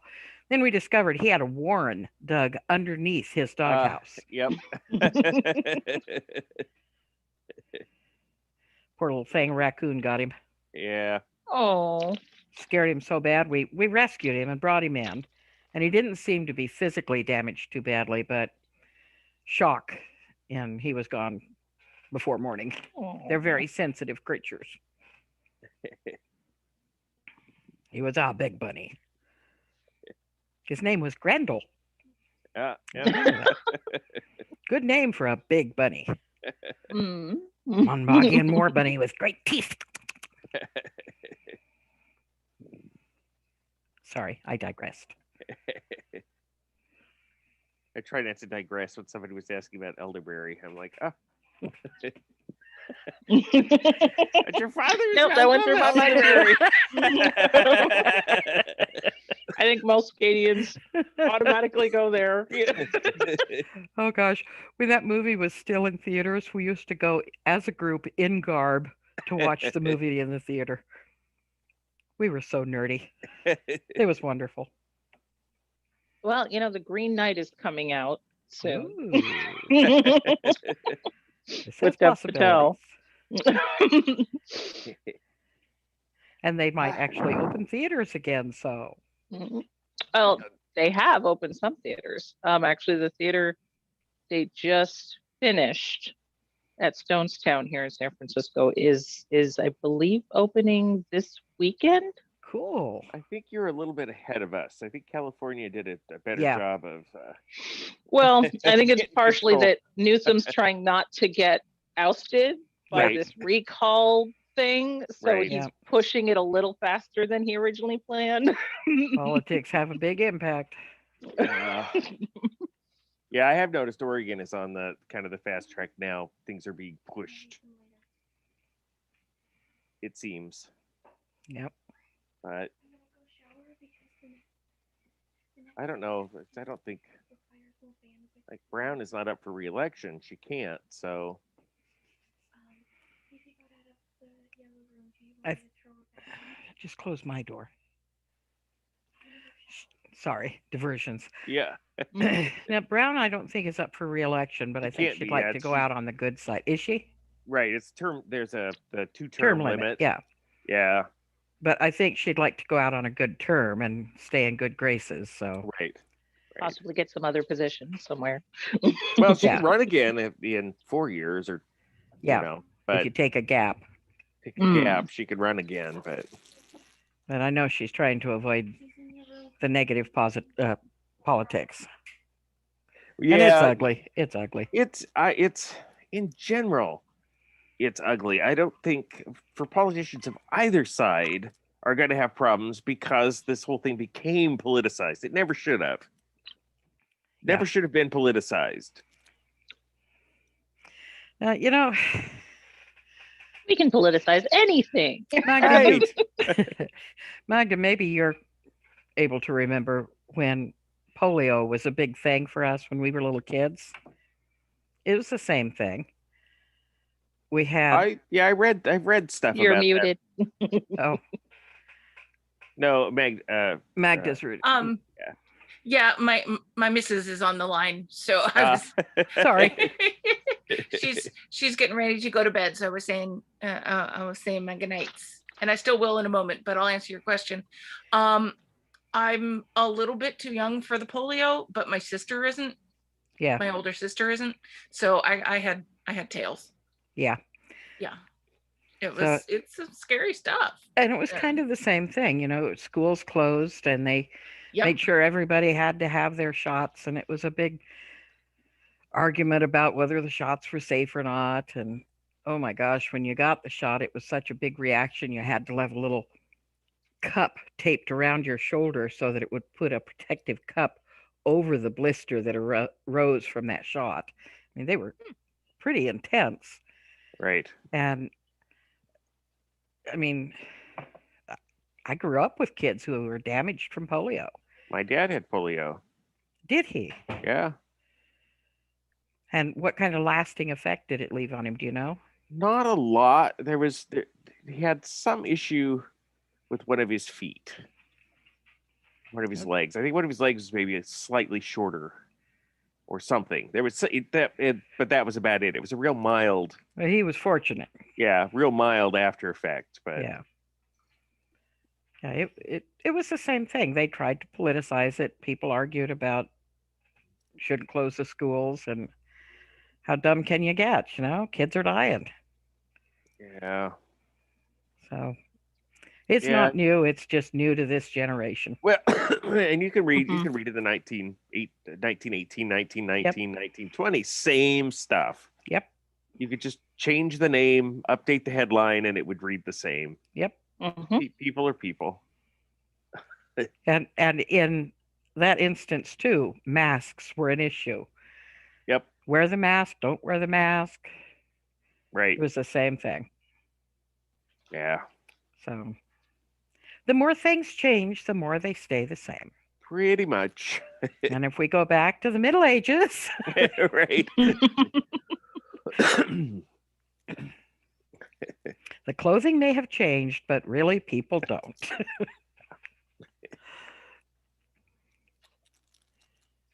Yep. Well, I probably should call it a night. Yeah, I'm getting little nudges from down the hall about things. So I don't have a husband anymore, but I still get nudges.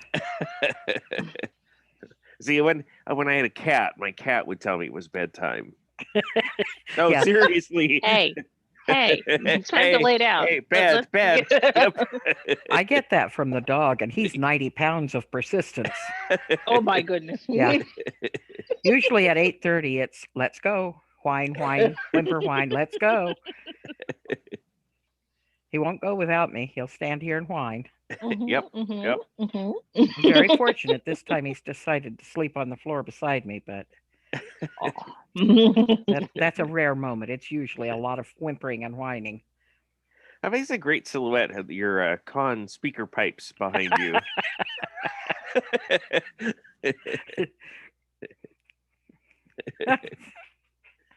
Hadn't realized how I'd turned the camera there. Yeah, I know. Yeah. That's my halo. Got a little pipe organ in the.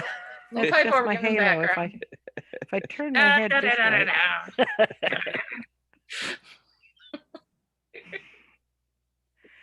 Be nice if I knew how to My God, play we're it. still recording. Yes. Oh yeah. Maybe I should have turned off the recording. That's gonna make a big file. Hey, anybody who can sit through 2 hours of this. Yeah. I know at this point. Anybody who really decides to listen is going to shut it off after Steve. So Yeah. Most people, yeah. I don't think you said anything. Unless it's playing in the background and they're off doing something, they're like, "What is he still talking about?" Tomatoes? What? Tomatoes, peas, pipe organs. Mon Moggy and war bunnies. Yeah. Drunk fathers. I don't think we've insulted the king yet, so I think we're all right. Okay, good. I've been proofreading papers for my granddaughter, and she's a junior at U of O.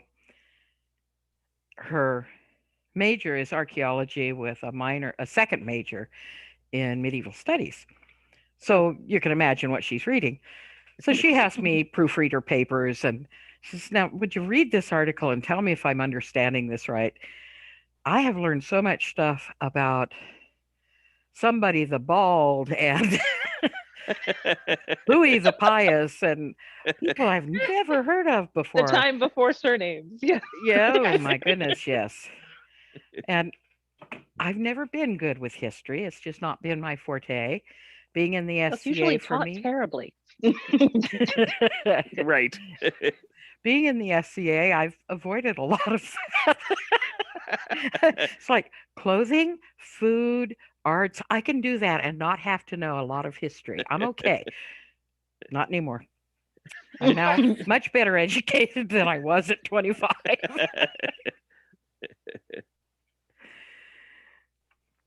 Well, And and, people and used history is different. I mean, history, what we're taught is history, is names and dates and battles and crap.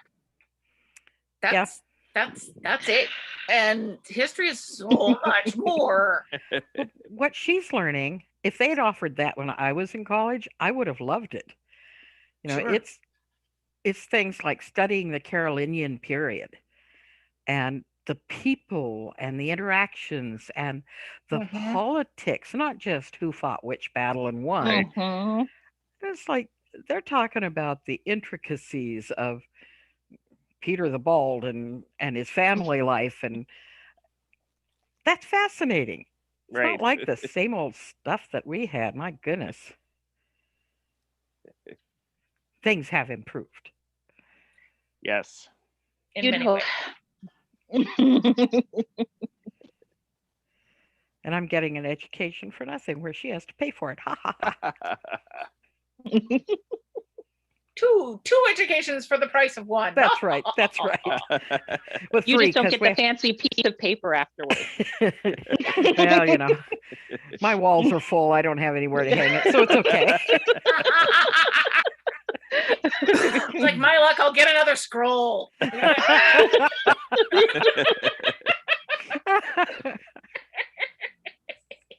Oh my God.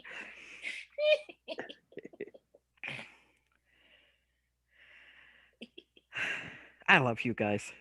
Aw. We are weird and wonderful people indeed. Yep. Yeah.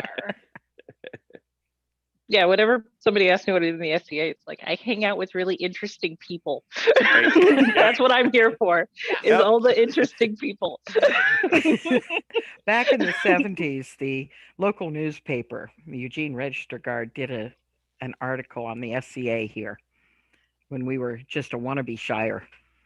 And they came and interviewed people. And I was not involved enough to want to be interviewed, but I was listening. And I can still remember being a little upset because one of the ladies said, "We have strong women and interesting men." I was never quite sure how to take that. Yeah, exactly. I think she was just trying to turn the normal thing on its head, you know, but Well, they printed it. Well, that would have been what? That would be 70s, right? Yeah, yeah. Oh, yeah. Yeah, so Mid it was- 70s, yeah. early 70s, somewhere in there.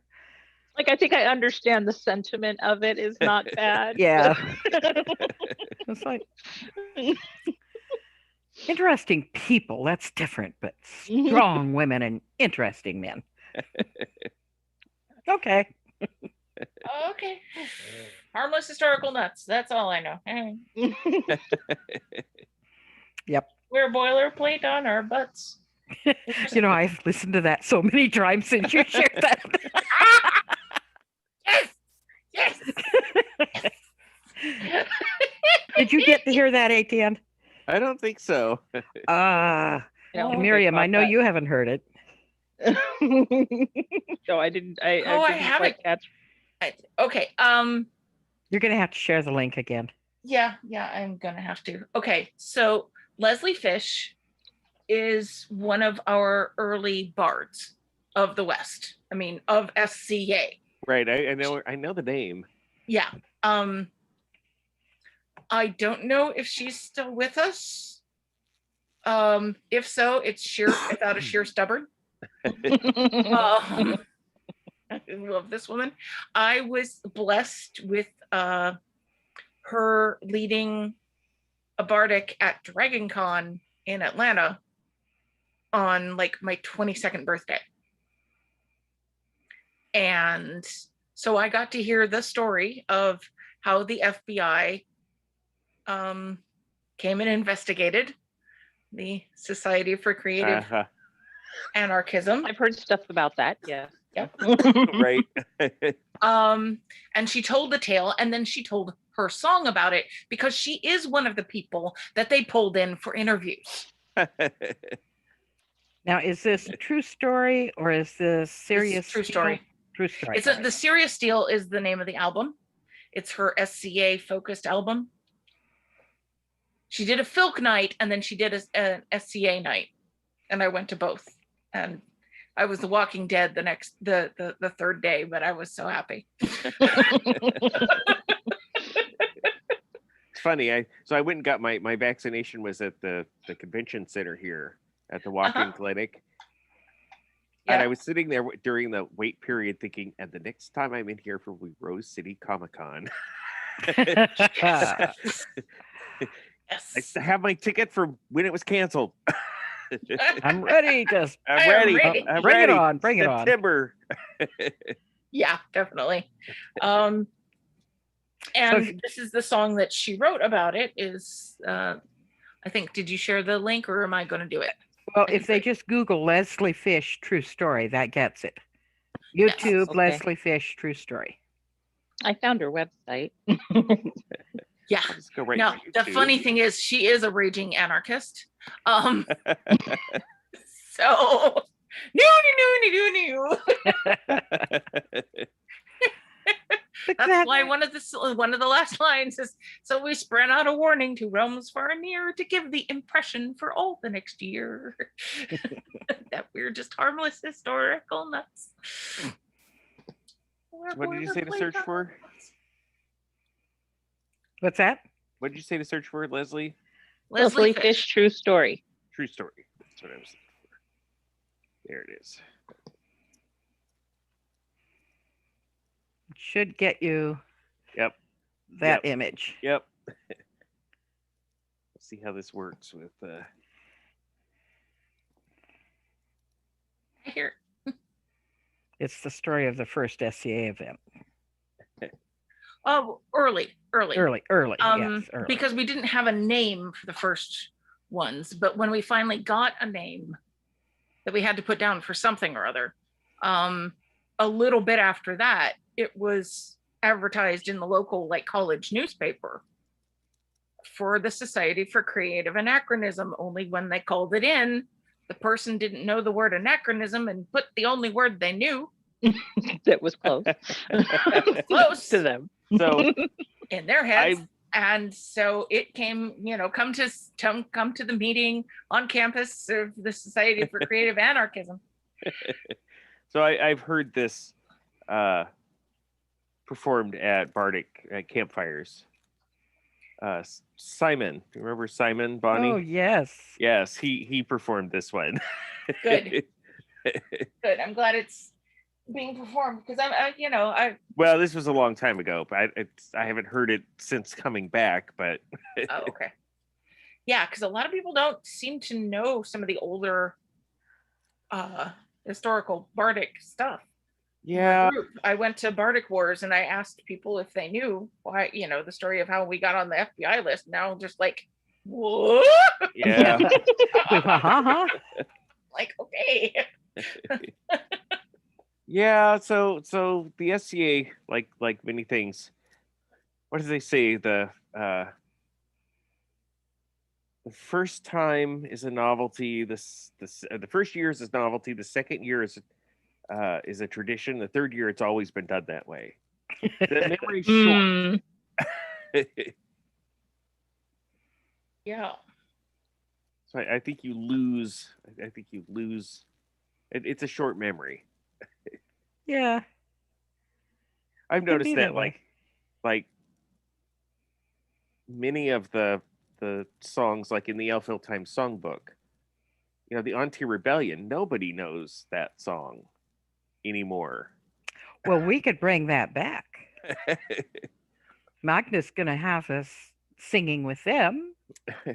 We We're still in the middle of the Bardic War, right? With us. Yeah. Bardic War ended this last weekend. Yeah. Oh, did it? Okay. Yeah. I wasn't really following.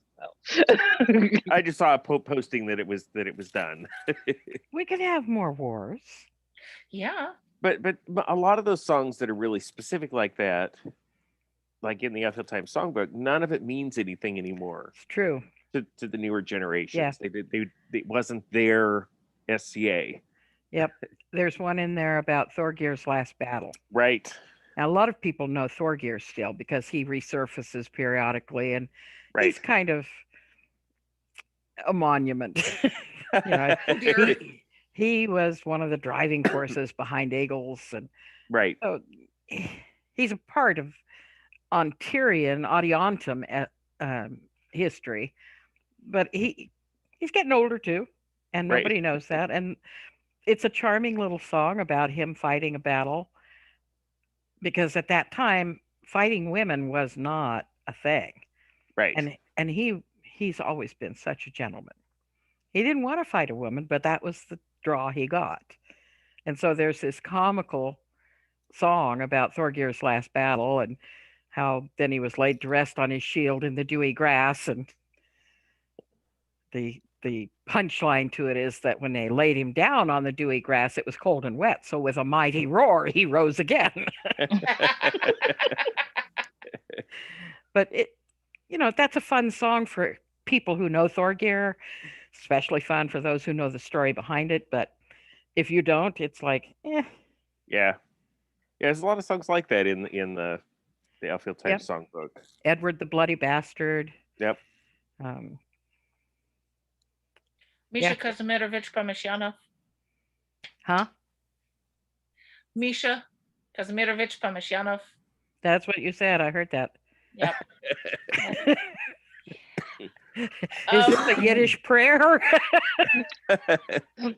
Sounded like a name, I think.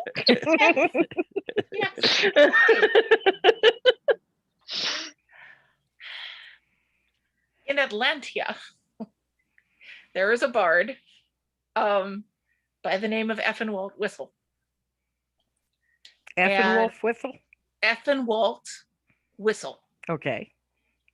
And he does comedic songs, and some of it's folk, but most of it's his original tunes, and he does some serious stuff too. But he did this one song, because never ask a bard to write a song about you. Uh-oh. Literally asking for it. Literally asking for it. And so our good friend Misha, he wanted a song. No. The only thing is, he didn't exactly expect the particular quality of his to be the focus of the song, because he snores like a buzzsaw. Oh no.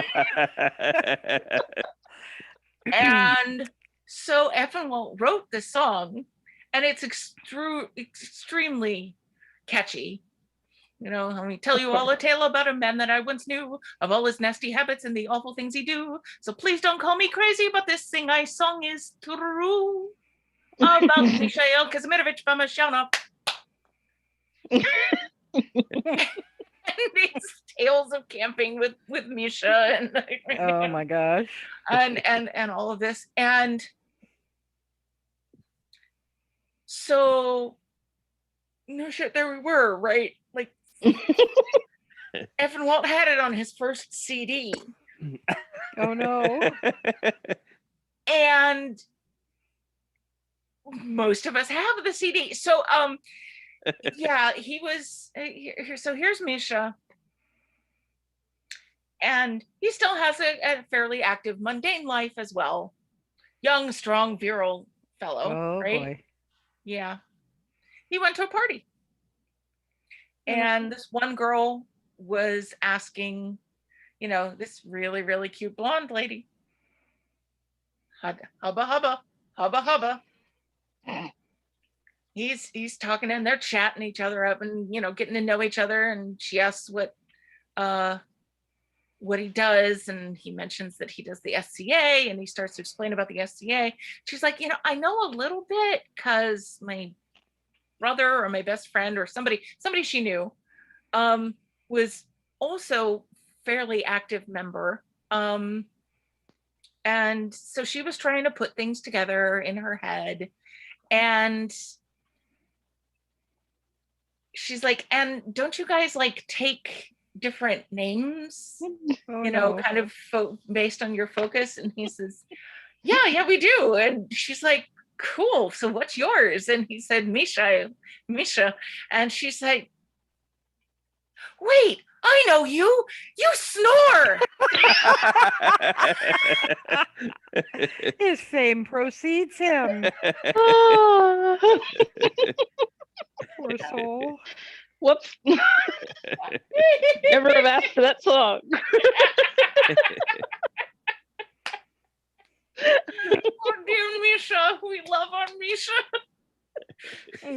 And we think, he really should have stuck with trying to flirt with that girl, but he was so embarrassed he didn't. She's like, no, she was a keeper.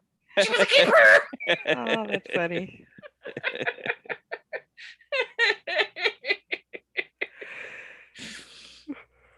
So, yeah. Yep. Bards and the SCA. Well, I need to turn the lava here, do some more stuff, and go to bed. Oh, Yes, it is It's been 10:20. half an hour at least. since Yeah. We talked about Yeah. getting off. Right. Yeah. It's like that event that you just don't want to end, Yeah. The long goodbyes. Yep. There Long will be form no goodbye. after revel for this event. Right. This was the after revel. That's right. It's the after rebel.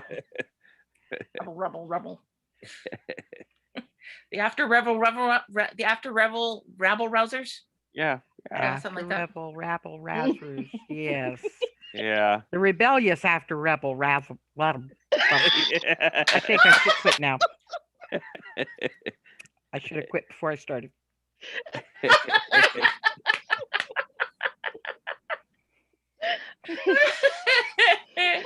Oh, this has been a delight. Thank you so much, Bonnie. Oh, thank you. You and I will connect about music Yes. and dates. And Definitely. I think we'll just add a date to our event so we can join you at your event. That would be awesome. And I don't think anyone will object to an extra night of fun. If they do, they can just go elsewhere have to and come. we'll have fun with them. Right, and we'll have fun. Yes. Exactly. And the invitation's open to come anytime you want anyway. So Yeah, when things open up, we will see. Miriam, it was a pleasure Right. to meet you tonight. You as well. Do come back and hang out with us again. I'll try and keep an eye on your page. Yeah, and I'm trying to be more consistent about putting these notices out to the group. So yeah. And, Well, and I'm even sure, when we open up more, we have a few members of our group who are housebound. So we're gonna try to work in remote components. that's a great Somehow, idea. anyway. There's some That is a great discussion- idea. There's some discussion happening up here in Three Mountains about how to kind of do mixed. Yeah. Can we do kind of a mixed in-person and virtual presence? in Yeah, we've the been same talking about that space? here. We're such a large barony that there are people who sometimes come to like an A&S night, but they have to travel too far. But if we keep doing the Zoom, Well, you were already starting to do some of this because I have attended a number of your councils prior to yes, COVID. yes, Because your councils were- councils were being kind of broadcast. Yep. So you were already ahead of us on that. If only we'd known. Yeah. But hey, we'll make it work. Somehow we'll right. make it work. Yes, we will. So. Onward. Onward. Good night. See you folks in 2 weeks. Have Yeah, a probably wonderful not evening. in 2 weeks. I only get to come to every other one of your things. I know, because you have something conflicting, huh? Right. I've got too many other meetings. Such a busy guy. Well, one of them is the Three Mountains Baronial Council. Okay, I'll give you that. But I think it's actually the Organ Club meeting that conflicts. I'm Well, the you know. secretary. I have to take notes. So You better go. Yeah. Yeah, that's important. Yep. Been running across, there's a group on Facebook called Forgotten Oregon. And have you seen it? I haven't. I've belonged to similar groups for Portland. Yeah, and they've been posting a lot of things about organ grinder and the big organs up in Portland, and Yep. made me think of you and Mom and good stuff. Yep. Well, have a good evening. You too. I always want to give him the wrong name. Give him a moment. Starts with a C, and it's not Columbus. It's Celtic. I know it's Celtic. It's Scottish. Well, it got get much more Celtic than that. Tell that sweet guy I said hi, because I can't say his name. Campbell, just think about the Thank soup. you. And the Campbells are screaming, hurrah, hurrah. Tell him I said hi, Etienne. Will do. I'll talk to you soon. Yeah. Bye-bye. Bye.